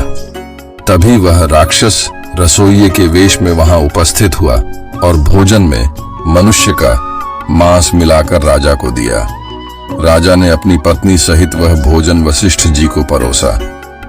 जब वशिष्ठ जी को ज्ञात हुआ कि भोजन में मनुष्य का मांस है तो उन्होंने क्रोधित होकर राजा को शाप दिया कि राजन, जैसा भोजन तूने मुझे प्रस्तुत किया है वैसा ही भोजन तुझे प्राप्त होगा। तब तो राजा वीर्यसह ने भी क्रोधित हो हाथ में जल लेकर वशिष्ठ जी को शाप देना चाहा, परंतु रानी के समझाने पर वह जल अपने पैरों पर डाल दिया। इससे उनके दोनों पैर काले हो गए। तभी से उनका नाम कल्माशपाद पडिडिडीएच गया। तत्पश्चात राजा और रानी ने महर्षि वशिष्ठ के पैर पकड़िडियाच कर क्षमा मांगी और पूरा वृत्तांत उन्हें कह सुनाया। तब वशिष्ठ जी ने कहा कि राजन, 12 वर्ष पश्चात आप इस शाप से मुक्त हो जाओगे और तुम्हें इसका स्मरण भी नहीं रहेगा। हे शत्रुघ्न, इस प्रकार राजा कल्माशपाद उस शाप को भोग कर पुनः राज्य प्राप्त कर धैर्य पूर्वक प्रजा का पालन करने लगे। उन्हीं राजा सौदास और राजा कल्माशपाद का यह सुंदर यज्ञ स्थल है। ये कथा सुनकर शत्रुघ्न अपनी पर्णशाला में विश्राम करने चले गए। जिस दिन शत्रुघ्न वाल्मीकि के आश्रम में पहुंचे, उसी रात को सीता जी ने एक साथ 2 पुत्रों को जन्म दिया। तपस्विनी बालाओं से उनके जन्म का समाचार सुनकर महर्षि ने एक कुशाओं का मुट्ठा और उनके लव लेकर मंत्रोच्चार द्वारा उनकी भावी बाधाओं से रक्षा करने की व्यवस्था की। फिर एक का कुश और दूसरे का लव से मार्जन कराया। इस प्रकार बड्ढे बालक का नाम कुश और दूसरे का लव रखा गया। शत्रुघ्न को भी यह समाचार पाकर अत्यंत प्रसन्नता हुई। अगले दिन प्रातःकाल सब कृत्यों से निवृत्त हो शत्रुघ्न मधुपुरी की ओर चल दिए। मार्ग में 7 रात्रियां व्यतीत कर वे महर्षि च्यवन के आश्रम में पहुंचे। लवणासुर वध अगले दिन प्रातःकाल होने पर जब लवणासुर अपने पुर से बाहर निकला, तभी शत्रुघ्न हाथ में धनुष बाण ले मधुपुरी को घेर कर खाड़ीडीढ़े हो गए। दोपहर होने पर वह क्रूर राक्षस हजारों मरे हुए जीवों को लेकर वहां आया तो शत्रुघ्न ने उसे द्वंद्व युद्ध के लिए ललकारा। अभिमानी लवण तत्काल उनसे युद्ध करने के लिए तैयार हो गया और बोला, तेरे भाई ने रावण को मारा था जो मेरी मौसी शूर्पणखा का भाई था। आज मैं उसका बदला तुझसे लूंगा। तुझे पता नहीं, अब तक मैं बड्ढे बड्ढे शूरवीरों को धराशायी कर चुका हूं। तेरी भला क्या गिनती है? यह सुनकर शत्रुघ्न बोले, नराधम, जब तूने उन वीरों को धराशायी किया होगा तब शत्रुघ्न का जन्म नहीं हुआ था। आज मैं तुझे अपने तीक्ष्ण बाणों से सीधा यमलोक का रास्ता दिखाऊंगा। यह सुनते ही लवण ने क्रोध कर एक वृक्ष उखाड़ा कर शत्रुघ्न को मारा, परंतु उन्होंने मार्ग में ही उसके सैकड़ों टुकड़े कर दिए। फिर उन्होंने उस पर बाणों की झड्डी लगा दी, किंतु लवण इस आक्रमण से तनिक भी विचलित नहीं हुआ। उल्टे उसने शीघ्रता से एक भारी वृक्ष उखाड़कर उनके सिर पर मारा, जिससे उन्हें क्षणिक मूर्छा आ गई। मूर्छित शत्रुघ्न को मरा हुआ समझ वह अपना आहार जुटाने और सैनिकों को खाने लग गया, अपना शूल लेने नहीं गया। मूर्छा भंग होते ही शत्रुघ्न ने रघुनाथ जी द्वारा दिया हुआ अमोघ बाण लेकर उसके वक्षस्थल पर छोड़ दिया। वह बाण लवण का हृदय चीरता हुआ रसातल में घुस गया और फिर शत्रुघ्न के पास लौट आया। उधर लवणासुर ने भयंकर चीत्कार करके अपने प्राण त्याग दिए। शत्रुघ्न ने उस नगर को फिर से बसाकर उसका नाम मधुपुरी रखा। थोड़े ही दिनों में नगर सब प्रकार से सुख संपन्न हो गया। इस नगर को नवीन रूप पाने में 12 वर्ष लग गए। फिर 1 सप्ताह के लिए शत्रुघ्न अयोध्या चले गए। ब्राह्मण बालक की मृत्यु एक दिन श्री राम अपने दरबार में बैठे थे, तभी एक बूढ़ा ब्राह्मण अपने मरे हुए पुत्र का शव लेकर राजद्वार पर आया और हाँ पुत्र कहकर विलाप करते हुए कहने लगा, मैंने पूर्व जन्म में कौन से पाप किए थे जिससे मुझे अपनी आंखों से अपने इकलौते पुत्र की मृत्यु देखनी पद्ध थी। केवल 13 वर्ष 10 महीने और 20 दिन की आयु में ही तू मुझे छोड़ दचकर सिधार गया। मैंने इस जन्म में कोई पाप या मिथ्या भाषण भी नहीं किया। फिर तेरी अकाल मृत्यु क्यों हुई? इस राज्य में ऐसी दुर्घटना पहले कभी नहीं हुई। निसंदेह यह श्री राम के ही किसी दुष्कर्म का फल है। उनके राज्य में ऐसी दुर्घटना घटी है। यदि श्री राम ने तुझे जीवित नहीं किया तो हम स्त्री पुरुष यहीं राजद्वार पर भूखे प्यासे रहकर अपने प्राण त्याग देंगे। श्री राम, फिर तुम इस ब्रह्म हत्या का पाप लेकर सुखी रहना। राजा के दोष से जब प्रजा का विधिवत पालन नहीं होता तभी प्रजा को ऐसी विपत्तियों का सामना करना पड़ डचता है। इससे स्पष्ट है कि राजा से ही कहीं कोई अपराध हुआ है।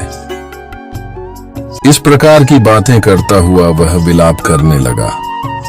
जब श्री रामचंद्र जी इस विषय पर मनन कर रहे थे तभी वशिष्ठ जी 8 आशी मुनियों के साथ दरबार में पधारे। उनमें नारद जी भी थे। श्री राम ने जब यह समस्या उनके सम्मुख रखी तो नारद जी बोले, राजन, जिस कारण से इस बालक की अकाल मृत्यु हुई वह मैं आपको बताता हूँ। सतयुग में केवल ब्राह्मण ही तपस्या किया करते थे। फिर त्रेता के आरंभ में क्षत्रियों को भी तपस्या का अधिकार मिल गया। अन्य वर्णों का तपस्या में रत होना अधर्म है। हे राजन, निश्चय ही आपके राज्य में कोई शूद्र वर्ण का मनुष्य तपस्या कर रहा है। उसी से इस बालक की मृत्यु हुई है। इसलिए आप खोज कराइए कि आपके राज्य में कोई व्यक्ति कर्तव्यों की सीमा का उल्लंघन तो नहीं कर रहा। इस बीच ब्राह्मण के इस बालक को सुरक्षित रखने की व्यवस्था कराइए। नारद जी की बात सुनकर उन्होंने ऐसा ही किया। एक और सेवकों को इस बात का पता लगाने के लिए भेजा कि कोई अवांछित व्यक्ति ऐसा कार्य तो नहीं कर रहा जो उसे नहीं करना चाहिए। दूसरी ओर विप्र पुत्र के शरीर की सुरक्षा का प्रबंध कराया। वे स्वयं भी पुष्पक विमान में बैठकर ऐसे व्यक्ति की खोज में निकल पड़ डटे। पुष्पक उन्हें दक्षिण दिशा में स्थित शैवाल पर्वत पर बने एक सरोवर पर ले गया, जहां एक तपस्वी नीचे की ओर मुख करके उल्टा लटका हुआ भयंकर तपस्या कर रहा था। उसकी यह विकट तपस्या देखकर उन्होंने पूछा, हे तपस्वी, तुम कौन हो? किस वर्ण के हो और यह भयंकर तपस्या क्यों कर रहे हो? यह सुनकर वह तपस्वी बोले, महात्मन, मैं शूद्र योनि से उत्पन्न हूं और सशरीर स्वर्ग जाने के लिए यह उग्र तपस्या कर रहा हूं। मेरा नाम शंबूक है। शंबूक की बात सुनकर रामचंद्र ने म्यान से तलवार निकालकर उसका सिर काट डाला। जब इंद्र आदि देवताओं ने वहां आकर उनकी प्रशंसा की तो श्री राम बोले, यदि आप मेरे कार्य को उचित समझते हैं तो उस ब्राह्मण के मृतक पुत्र को जीवित कर दीजिए। राम के अनुरोध को स्वीकार कर इंद्र ने विप्र पुत्र को तत्काल जीवित कर दिया। राजा श्वेत की कथा। इंद्र से वर प्राप्त करके रघुनंदन राम महर्षि अगस्त्य के आश्रम में पहुंचे। वे शंबूक वध की कथा सुनकर बहुत प्रसन्न हुए और उन्होंने विश्वकर्मा द्वारा दिया हुआ एक दिव्य आभूषण श्री राम को अर्पित किया। वह आभूषण सूर्य के समान दीप्तिमान, दिव्य, विचित्र तथा अद्भुत था। उसे देखकर श्री राम ने महर्षि अगस्त्य से पूछा, मुनिवर विश्वकर्मा का यह अद्भुत आभूषण आपके पास कहां से आया?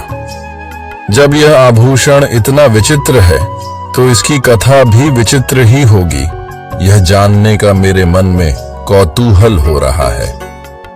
श्री राम की जिज्ञासा और कौतूहल को शांत करने के लिए महर्षि ने कहा, प्राचीन काल में एक बेहद विस्तृत वन था जो चारों ओर 100 योजन तक फैला हुआ था, परंतु उस वन में कोई प्राणी पशु पक्षी तक भी नहीं रहता था। उसमें एक मनोहर सरोवर भी था। उस स्थान को पूर्णतया एकांत पाकर मैं वहां तपस्या करने के लिए चला गया था। सरोवर के चारों ओर चक्कर लगाने पर मुझे एक पुराना विचित्र आश्रम दिखाई दिया। उसमें एक भी तपस्वी नहीं था। मैंने रात्रि वहीं विश्राम किया। जब मैं प्रातःकाल स्नानादि के लिए सरोवर की ओर जाने लगा तो मुझे सरोवर के तट पर हृष्ट पुष्ट निर्मल शव दिखाई दिया। मैं आश्चर्य से वहां बैठकर उस शव के विषय में विचार करने लगा। थोड़ी देर पश्चात वहां एक दिव्य विमान उतरा जिस पर एक सुंदर देवता विराजमान था। उसके चारों ओर सुंदर वस्त्राभूषणों से अलंकृत अनेक अप्सराएं बैठी थीं। उनमें से कुछ उन पर छंवर डुला रही थीं। फिर वह देवता सहसा विमान से उतरकर उस शव के पास आया और उसने मेरे देखते ही देखते उस शव को खाकर फिर सरोवर में जाकर हाथ मुंह धोने लगा। जब वह पुनः विमान पर चढ़ने लगा तो मैंने उसे रोककर पूछा कि हे तेजस्वी पुरुष, कहाँ आपका यह देवोमय सौम्य रूप और कहाँ यह घृणित आहार? मैं इसका रहस्य जानना चाहता हूं। मेरे विचार से आपको यह घृणित कार्य नहीं करना चाहिए था। मेरी बात सुनकर वह दिव्य पुरुष बोला कि मेरे महायशस्वी पिता विदर्भ देश के पराक्रमी राजा थे। उनका नाम सुदेव था। उनकी 2 पत्नियां थीं जिनसे 2 पुत्र उत्पन्न हुए। एक का नाम था श्वेत और दूसरे का सुरथ। मैं श्वेत। पिता की मृत्यु के बाद मैं राजा बना और धर्मानुकूल राज्य करने लगा। एक दिन मुझे अपनी मृत्यु की तिथि का पता चल गया और मैं सूरत को राज्य देकर इसी वन में तपस्या करने के लिए चला आया। दीर्घ काल तक तपस्या करके मैं ब्रह्मलोक को प्राप्त हुआ, परंतु अपनी भूख प्यास पर विजय प्राप्त न कर सका। जब मैंने ब्रह्मा जी से कहा तो वे बोले कि तुम मृत्यु लोक में जाकर अपने ही शरीर का नित्य भोजन किया करो। यही तुम्हारा उपचार है, क्योंकि तुमने किसी को कभी कोई दान नहीं दिया, केवल अपने ही शरीर का पोषण किया है। ब्रह्मलोक भी तुम्हें तुम्हारी तपस्या के कारण ही प्राप्त हुआ है। जब कभी महर्षि अगस्त्य तो उस वन में पधारेंगे, तभी तुम्हें भूख प्यास से छुटकारा मिल जाएगा। अब आप मुझे मिल गए हैं, अतएव आप मेरा उद्धार करें और मेरा उद्धार करने के प्रतिदान स्वरूप यह दिव्य आभूषण ग्रहण करें। यह आभूषण दिव्य वस्त्र, स्वर्ण, धन आदि देने वाला है। इसके साथ मैं अपनी संपूर्ण कामनाएं आपको समर्पित कर रहा हूं। मेरे आभूषण लेते ही राजर्षि श्वेत पूर्णतः तृप्त होकर स्वर्ग को प्राप्त हुए और वह शव भी लुप्त हो गया। राजा दंड की कथा महर्षि अगस्त्य से श्वेत की कथा सुनकर श्री रामचंद्र ने पूछा, मुनिराज, कृपया यह और बताइए कि जिस भयंकर वन में विदर्भराज श्वेत तपस्या करते थे, वह वन पशु पक्षियों से रहित क्यों हो गया था?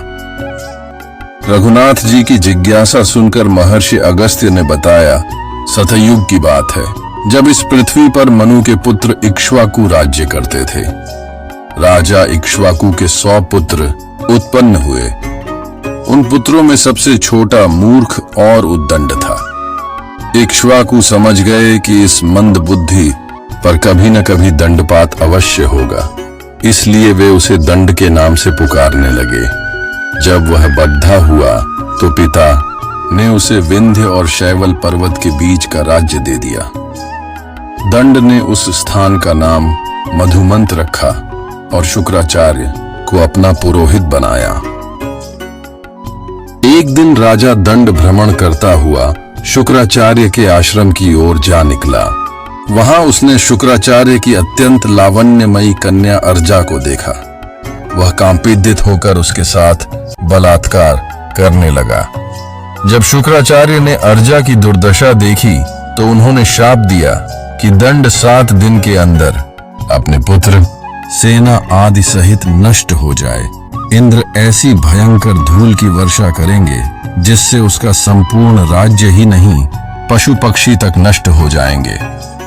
फिर अपनी कन्या से उन्होंने कहा कि तू इसी आश्रम में इस सरोवर के निकट रहकर ईश्वर की आराधना और अपने पाप का प्रायश्चित कर। जो जीव इस अवधि में तेरे पास रहेंगे वे धूल की वर्षा से नष्ट नहीं होंगे। शुक्राचार्य के शाप के कारण दंड, उसका राज्य और पशु पक्षी आदि सब नष्ट हो गए। तभी से यह भूभाग दंडकारण्य कहलाता है। यह वृत्तांत सुनकर श्री राम विश्राम करने चले गए। दूसरे दिन प्रातःकाल वे वहां से विदा हो गए। वृत्रासुर की कथा एक दिन श्री रामचंद्र जी ने भरत और लक्ष्मण को अपने पास बुलाकर कहा, हे भाइयों, मेरी इच्छा राजसूय यज्ञ करने की है, क्योंकि वह राजधर्म की चरम सीमा है। इस यज्ञ से समस्त पाप नष्ट हो जाते हैं तथा अक्षय और अविनाशी फल की प्राप्ति होती है। अतः तुम दोनों विचार कर कहो कि इस लोक और परलोक के कल्याण के लिए क्या यह यज्ञ उत्तम रहेगा। बड्ढे भाई के ये वचन सुनकर धर्मात्मा भरत बोले, महाराज, इस पृथ्वी पर सर्वोत्तम धर्म, यश और स्वयं यह पृथ्वी आप ही में प्रतिष्ठित है। आप ही संपूर्ण पृथ्वी और इस पर रहने वाले समस्त राजा भी आपको पितृतुल्य मानते हैं। अतः आप ऐसा यज्ञ किस प्रकार कर सकते हैं जिससे इस पृथ्वी के सब राजवंशों और वीरों का हमारे द्वारा संहार होने की आशंका हो। भरत के युक्ति युक्त वचन सुनकर श्री राम बहुत प्रसन्न हुए और बोले, भरत, तुम्हारा सत्य परामर्श धर्म संगत और पृथ्वी की रक्षा करने वाला है। तुम्हारा यह उत्तम कथन स्वीकार कर मैं राजसूय यज्ञ करने की इच्छा त्याग देता हूं। तत्पश्चात लक्ष्मण बोले, हे रघुनंदन, सब पापों को नष्ट करने वाला तो अश्वमेघ यज्ञ भी है। यदि आप यज्ञ करना ही चाहते हैं तो इस यज्ञ को कीजिए। महात्मा इंद्र के विषय में यह प्राचीन वृत्तांत सुनने में आता है कि जब इंद्र को ब्रह्म हत्या लगी थी तब वे अश्वमेघ यज्ञ करके ही पवित्र हुए थे।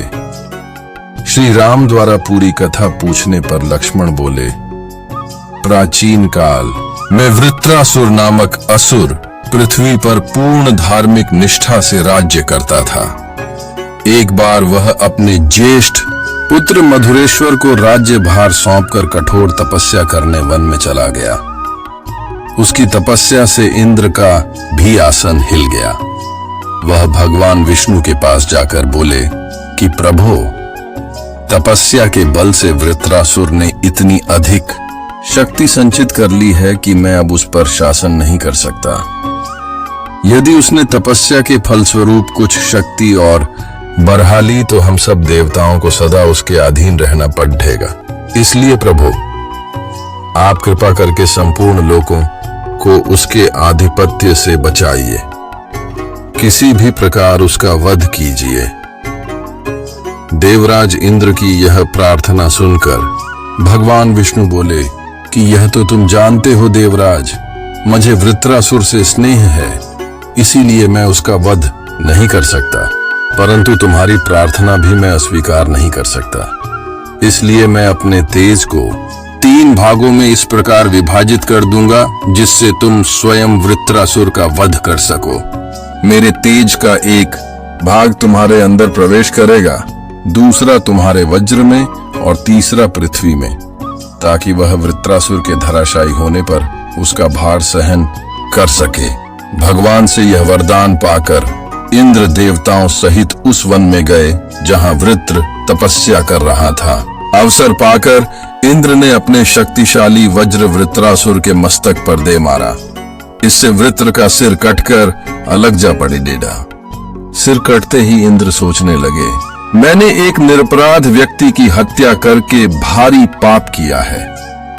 यह सोचकर वे किसी अंधकारमय स्थान में जाकर प्रायश्चित करने लगे। इंद्र के लोप हो जाने पर देवताओं ने विष्णु भगवान से प्रार्थना की कि हे दीन बंधु, वृत्रासुर मारा तो आपके तेज से गया है, परंतु ब्रह्म हत्या का पाप इंद्र को भुगतना पड़ रहा है।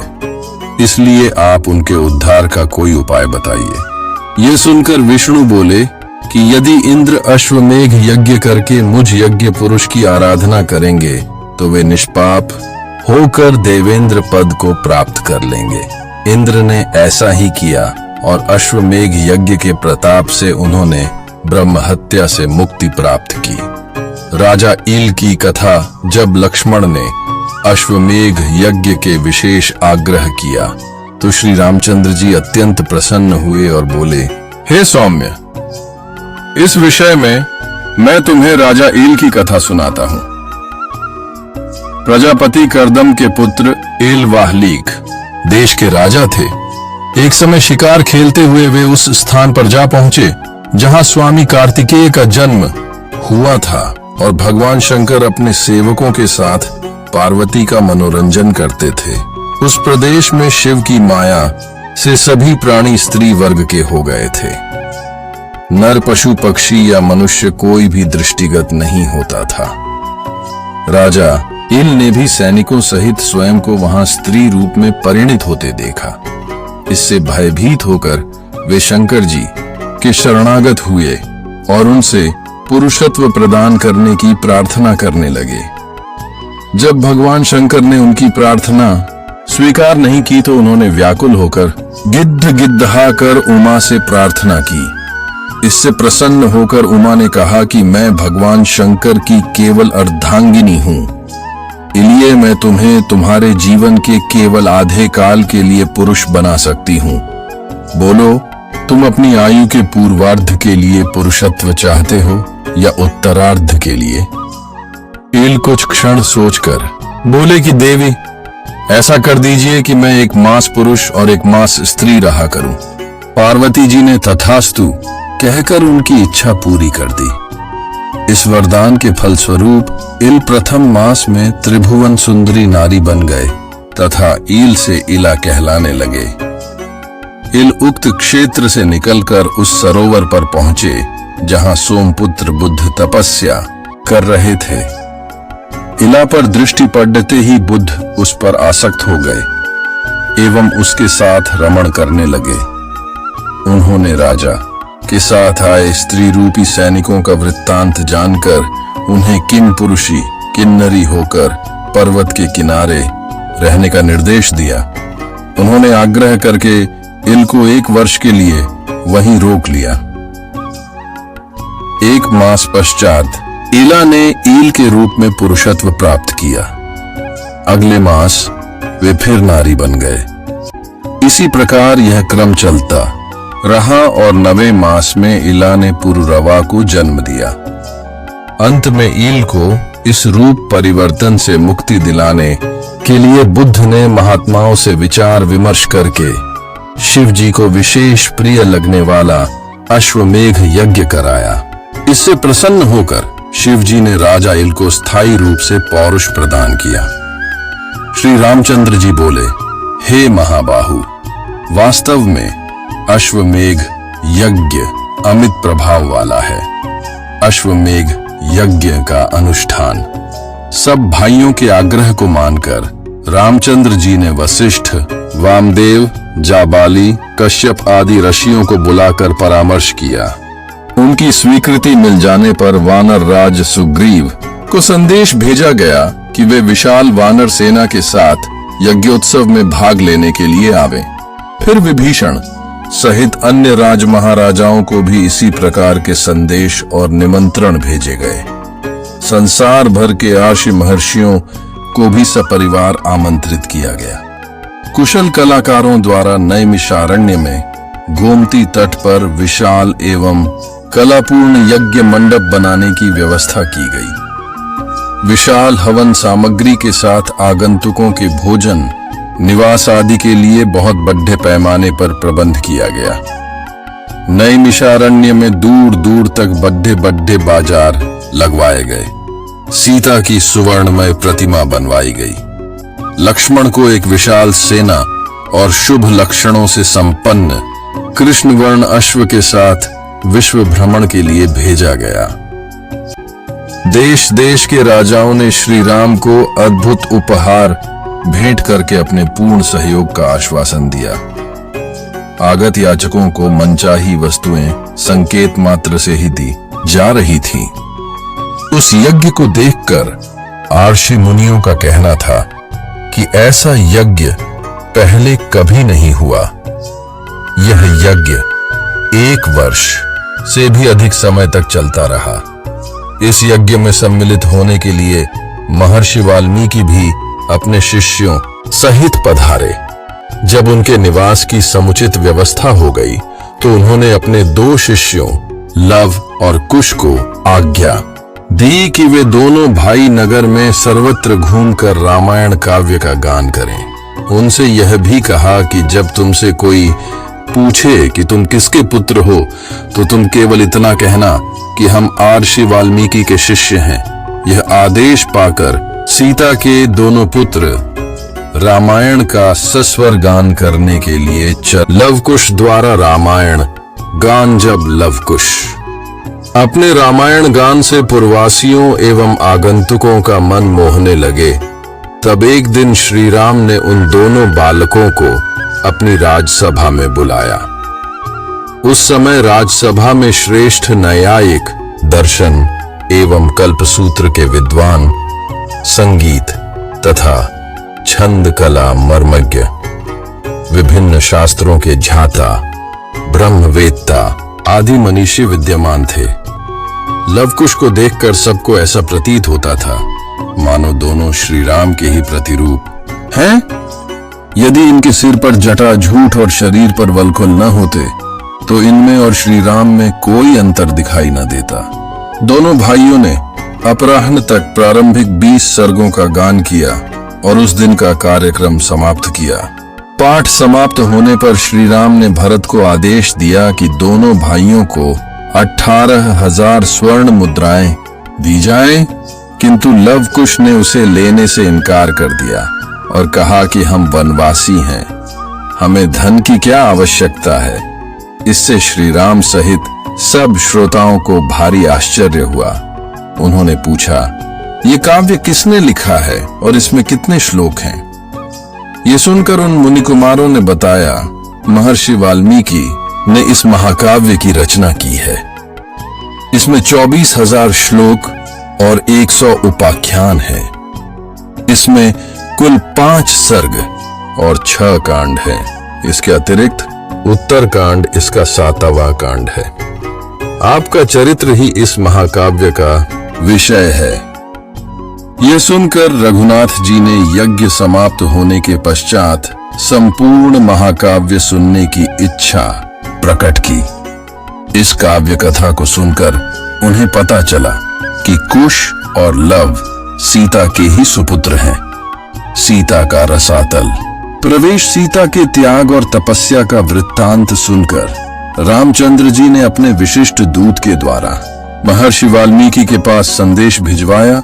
यदि सीता का चरित्र शुद्ध है और वे आपकी अनुमति ले यहाँ आकर जन समुदाय में अपनी शुद्धता प्रमाणित करें और मेरा कलंक दूर करने के लिए शपथ करें, तो मैं उनका स्वागत करूंगा। यह संदेश सुनकर वाल्मीकि ने कहलवाया, ऐसा ही होगा। सीता वही करेंगी जो श्री राम चाहेंगे, क्योंकि पति स्त्री के लिए परमात्मा होता है। यह उत्तर पाकर सीता शपथ के अवसर पर राजा राम ने सब आर्षि मुनियों, नगरवासियों आदि को उस समय सभागार में उपस्थित रहने के लिए निमंत्रित किया। दूसरे दिन सीता जी का शपथ ग्रहण देखने के लिए नाना देशों से पधारे आर्षि मुनि, विद्वान नागरिक सहस्त्रों की संख्या में उस सभा भवन में आकर उपस्थित हो गए। निश्चित समय पर वाल्मीकि सीता को लेकर आए। आगे आगे महर्षि वाल्मीकि थे और उनके पीछे दोनों हाथ जोड़े नेत्रों में आंसू बहाती सीता आ रही थी। वे मन ही मन श्री राम का चिंतन कर रही थी। उस समय महर्षि के पीछे आती हुई सीता इस प्रकार जान पड़ती थी मानो सृष्टिकर्ता ब्रह्मा जी के पीछे श्रुति चली आ रही हो। काषाय वस्त्र धारिणी सीता की दीनहीन दशा देखकर वहां उपस्थित सभी लोगों का हृदय दुख से भर आया और वे शोक से विकल हो आंसू बहाने लगे। वाल्मीकि बोले, श्री राम, मैं तुम्हें विश्वास दिलाता हूं कि सीता पवित्र और सती है। कुश और लव आपके ही पुत्र हैं। मैं कभी मिथ्या भाषण नहीं करता। यदि मेरा कथन मिथ्या हो तो मेरी संपूर्ण तपस्या निष्फल हो जाए। मेरी इस साक्षी के बाद सीता स्वयं शपथ पूर्वक आपको अपनी निर्दोषिता का आश्वासन देंगी। महर्षि के इन उत्तम वचनों को सुनकर और सभा के मध्य में जानकी को प्रांजलिभूत खड़ी देखकर रघुनंदन बोले, हे ऋषि श्रेष्ठ, आपका कथन सत्य है और आपके निर्दोष वचनों पर मुझे पूर्ण विश्वास है। वास्तव में वैदेही ने अपनी सच्चरित्रता का विश्वास मुझे अग्नि के समक्ष दिला दिया था, परंतु लोकापवाद के कारण ही मुझे इन्हें त्यागना पड़ दिया। आप मुझे इस अपराध के लिए क्षमा करें। तत्पश्चात श्री राम सभी आर्षि मुनियों, देवताओं और उपस्थित जनसमूह को लक्ष्य करके बोले, हे मुनि एवं विज्ञानजनों, मुझे महर्षि वाल्मीकि जी के कथन पर पूर्ण विश्वास है, परंतु यदि सीता स्वयं सबके समक्ष अपनी शुद्धता का पूर्ण विश्वास दें तो मुझे प्रसन्नता होगी। राम का कथन समाप्त होते ही सीता हाथ जोड़कर नेत्र झुकाए बोली, मैंने अपने जीवन में यदि श्री रघुनाथ जी के अतिरिक्त कभी किसी दूसरे पुरुष का चिंतन न किया हो तो मेरी पवित्रता के प्रमाण स्वरूप भगवती पृथ्वी देवी अपनी गोद में मुझे स्थान दें। सीता के इस प्रकार शपथ लेते ही पृथ्वी फटी, उसमें से एक सिंहासन निकला। उसी के साथ पृथ्वी की अधिष्ठात्री देवी भी दिव्य रूप में प्रकट हुई। उन्होंने दोनों भुजाएं बढ़ाकर स्वागत पूर्वक सीता को उठाया और प्रेम से सिंहासन पर बिठा लिया। देखते देखते सीता सहित सिंहासन पृथ्वी में लुप्त हो गया। सारे दर्शक स्तब्ध से यह अभूतपूर्व दृश्य देखते रहे। संपूर्ण वातावरण मोहाच्छन्न सा हो गया। भरत व लक्ष्मण के पुत्रों के लिए राज्य व्यवस्था यज्ञ की समाप्ति पर सुग्रीव, विभीषण आदि सहित राजाओं तथा आर्षि मुनियों एवं निमंत्रित जनों को अयोध्यापति राम ने सब प्रकार से संतुष्ट कर विदा किया। इसके पश्चात उन्होंने राजकाज में मन लगाया। प्रजा का पालन करते हुए उन्होंने असंख्य यज्ञ एवं धार्मिक अनुष्ठान किए। उनके राज्य की महिमा दूर दूर तक फैल रही थी। प्रजा सब प्रकार से सुखी और संपन्न थी। पुत्रों एवं पौत्रों की समृद्धि एवं श्रद्धा से घिरी हुई माता कौसल्या ने इस संसार का त्याग किया। उनकी मृत्यु के पश्चात कैकेयी, सुमित्रा भी परलोकगामिनी हो गईं। भरत के पुत्र तक्ष और पुष्कल जब बड्ढे हुए तो कैकेयी नरेश तथा भरत के मामा युद्धाजित ने श्री राम के पास संदेश भेजा कि सिंधु नदी के दोनों तटों पर गंधर्व देश बसा हुआ है। उस प्रदेश में गंधर्वराज शैलूष अपने 3 करोड़ियाच महापराक्रमी गंधर्वों के साथ राज्य करते हैं। यदि आप उस प्रदेश को जीतकर सिंधु देश के दोनों ओर के प्रांतों को तक्ष और पुष्कल को सौंप दें तो अति उत्तम हो। कैकेयी नरेश की आज्ञा को शिरोधार्य कर श्री राम ने भरत को गंधर्व देश पर आक्रमण का आदेश दिया। कैकेयी नरेश युद्धाजित भी अपनी सेना लेकर भरत के साथ आ मिले। दोनों सेनाओं ने मिलकर गंधर्वों की राजधानी पर धावा बोल दिया।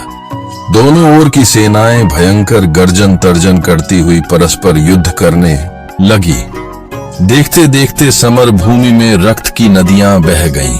सैनिकों के रुंड मुंड उस शोणित सरिता में जल जंतुओं की भांति बहते दिखाई देने लगे। 7 दिन तक यह भयानक युद्ध चलता रहा।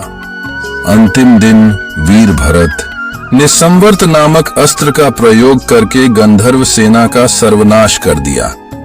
इस प्रकार गंधर्वों को परास्त कर भरत ने 2 सुंदर नगरों की स्थापना की। एक का नाम तक्षशिला रखा और तक्ष को वहां का राजा बनाया। दूसरे का नाम पुष्कलावत रखकर उस पुष्कल को सौंप दिया। नए अधिपतियों के शासन में दोनों नगरों ने अभूतपूर्व उन्नति की। 5 वर्ष पश्चात भरत अयोध्या लौट आए। इसके पश्चात श्री रामचंद्र ने भरत के परामर्श से लक्ष्मण के पुत्र अंगद के लिए कारूमठ में और चंद्रकांत के लिए चंद्रकांत नगर का निर्माण किया और उन्हें वहां का राजा बनाया। राजा काज की समुचित व्यवस्था करने के लिए उन्होंने अंगद के साथ लक्ष्मण को और चंद्रकांत के साथ भरत को भेजा, जो 1 वर्ष तक वहां का समुचित प्रबंध करके अयोध्या लौट आए। लक्ष्मण का परित्याग जब इस प्रकार राज्य करते हुए श्री रघुनाथ जी को बहुत वर्ष व्यतीत हो गए, तब एक दिन काल तपस्वी के वेश में राजद्वार पर आया। उसने संदेश भिजवाया कि मैं महर्षि अतिबल का दूत हूं और अत्यंत आवश्यक कार्य से श्री रामचंद्र जी से मिलना चाहता हूं। संदेश पाकर राजचंद्र जी ने उसे तत्काल बुला भेजा। काल के उपस्थित होने पर श्री राम ने उन्हें सत्कार पूर्वक यथोचित आसन दिया और महर्षि अतिबल का संदेश सुनाने का आग्रह किया। यह सुनकर मुनिवेशधारी काल ने कहा, यह बात अत्यंत गोपनीय है। यहाँ हम दोनों के अतिरिक्त कोई तीसरा व्यक्ति नहीं रहना चाहिए।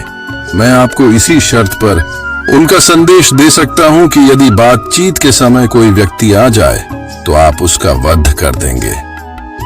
श्री राम ने काल की बात मानकर लक्ष्मण से कहा, तुम इस समय द्वारपाल को विदा कर दो और स्वयं ड्योढ़ी पर जाकर खड़ी डीढ़े हो जाओ।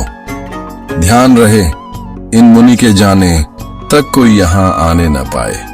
जो भी आएगा मेरे द्वारा मारा जाएगा। जब लक्ष्मण वहां से चले गए तो उन्होंने काल से महर्षि का संदेश सुनाने के लिए कहा। उनकी बात सुनकर काल बोला, मैं आपकी माया द्वारा उत्पन्न आपका पुत्र काल हूं। ब्रह्मा जी ने कहलाया है कि आपने लोगों की रक्षा करने के लिए जो प्रतिज्ञा की थी वह पूरी हो गई। अब आपके स्वर्ग लौटने का समय हो गया है।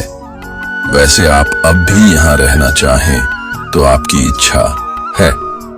यह सुनकर श्री राम ने कहा, जब मेरा कार्य पूरा हो गया तो फिर मैं यहाँ रहकर क्या करूंगा। मैं शीघ्र ही अपने लोक को लौटूंगा। जब काल रामचंद्र जी से इस प्रकार वार्तालाप कर रहा था, उसी समय राजप्रासाद के द्वार पर महर्षि दुर्वासा रामचंद्र से मिलने आए। वे लक्ष्मण से बोले, मुझे तत्काल राघव से मिलना है।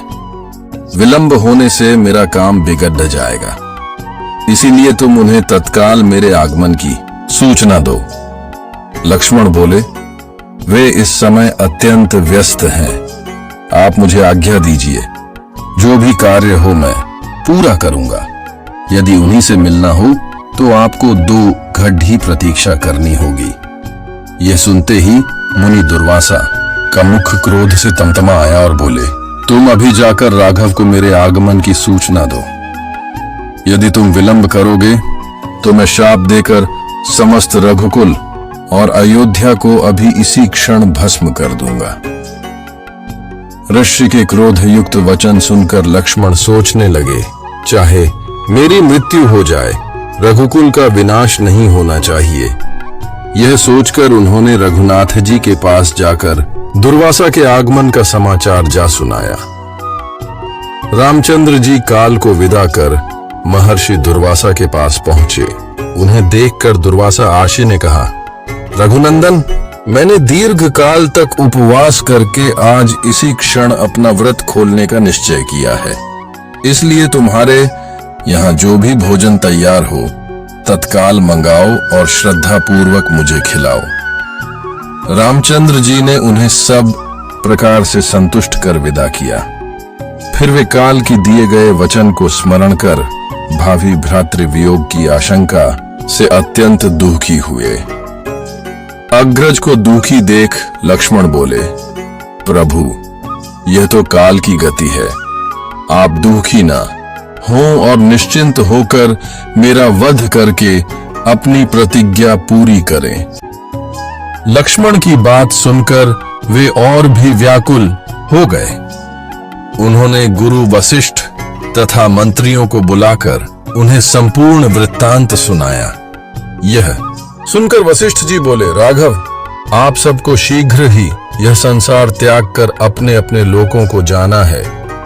इसका प्रारंभ सीता के प्रस्थान से हो चुका है। इसलिए आप लक्ष्मण का परित्याग करके अपनी प्रतिज्ञा पूरी करें। प्रतिज्ञा नष्ट होने से धर्म का लोप हो जाता है। साधु पुरुषों का त्याग करना उनके वध करने के समान ही होता है। गुरु वशिष्ठ की सम्मति मानकर श्री राम ने दुखी मन से लक्ष्मण का परित्याग कर दिया। वहां से चलकर लक्ष्मण सरयू के तट पर आए। जल का आचमन कर हाथ जोड़ डाला। प्राणवायु को रोक उन्होंने अपने प्राण विसर्जन कर दिए। महाप्रयाण महाप्रयाण उत्तरकांड। लक्ष्मण का त्याग करके अत्यंत शोक विह्वल हो रघुनंदन ने पुरोहित, मंत्रियों और नगर के श्रेष्ठ जनों को बुलाकर कहा, आज मैं अयोध्या के सिंहासन पर भरत का अभिषेक कर स्वयं वन को जाना चाहता हूं। यह सुनते ही सबके नेत्रों से अश्रुधारा बह चली। भरत ने कहा, मैं भी अयोध्या में नहीं रहूंगा, मैं आपके साथ चलूंगा। आप कुश और लव का अभिषेक कीजिए। प्रजाजन भी कहने लगे कि हम सब भी आपके साथ चलेंगे। कुछ क्षण विचार करके उन्होंने दक्षिण कौशल का राज्य कुश को और उत्तर कौशल का राज्य लव को सौंपकर उनका अभिषेक किया। कुश के लिए विंध्याचल के किनारे कुशावती और लव के लिए श्रावस्ती नगरों का निर्माण कराया। फिर उन्हें अपनी अपनी राजधानियों को जाने का आदेश दिया। इसके पश्चात एक द्रुतगामी दूत भेजकर मधुपुरी से शत्रुघ्न को बुलाया। दूत ने शत्रुघ्न को लक्ष्मण के त्याग, लवकुश के अभिषेक आदि की सारी बातें भी बताईं। इस घोर कुलक्षयकारी वृत्तांत को सुनकर शत्रुघ्न अवाक रह गए। तदंतर उन्होंने अपने दोनों पुत्रों सुबाहु और शत्रुघाती को अपना राज्य बांट दिया। उन्होंने सबाहु को मधुरा का और शत्रुघाती को विदिशा का राज्य सौंप तत्काल अयोध्या के लिए प्रस्थान किया। अयोध्या पहुंचकर वे बड्ढे भाई से बोले, मैं भी आपके साथ चलने के लिए तैयार होकर आ गया हूं। कृपया आप ऐसी कोई बात न कहें जो मेरे निश्चय में बाधक हो। इसी बीच सुग्रीव भी आ गए और उन्होंने बताया कि मैं अंगद का राज्य अभिषेक करके आपके साथ चलने के लिए आया हूं। उनकी बात सुनकर रामचंद्र जी मुस्कुराए और बोले, बहुत अच्छा। फिर विभीषण से बोले, विभीषण, मैं चाहता हूं कि तुम इस संसार में रहकर लंका में राज्य करो। यह मेरी हार्दिक इच्छा है। आशा है तुम इसे अस्वीकार नहीं करोगे। विभीषण ने भारी मन से रामचंद्र जी का आदेश स्वीकार कर लिया। श्री राम ने हनुमान को भी सदैव पृथ्वी पर रहने की आज्ञा दी। जांबवंत, मैंद और द्विविध को द्वापर तथा कलयुग की संधि तक जीवित रहने का आदेश दिया। अगले दिन प्रातः काल होने पर धर्म प्रतिज्ञ श्री रामचंद्र जी ने गुरु वशिष्ठ जी की आज्ञा से महाप्रस्थानोचित सविधि सब धर्म कृत्य किए। तत्पश्चात पीतांबर धारण कर हाथ में कुशा लिए राम ने वैदिक मंत्रों के उच्चारण के साथ सरयू नदी की ओर प्रस्थान किया। नंगे पैर चलते हुए वे सूर्य के समान प्रकाशमान मालूम पड़ रहे थे। उस समय उनके दक्षिण भाग में साक्षात लक्ष्मी, वाम भाग में भूदेवी और उनके समक्ष संहार शक्ति चल रही थी। उनके साथ बड्ढे बड्ढे आर्षि मुनि और समस्त ब्राह्मण मंडली थी। वे सब स्वर्ग का द्वार खुला देख उनके साथ चले जाते थे। उनके साथ उनके राजमहल के सभी आबाल वृद्ध स्त्री पुरुष भी चल रहे थे। भरत व शत्रुघ्न भी अपने अपने रणवासों के साथ श्री राम के संग संग चल रहे थे। सब मंत्री तथा सेवक गण अपने परिवारों सहित उनके पीछे हो लिए। उन सब के पीछे मानो सारी अयोध्या ही चल रही थी।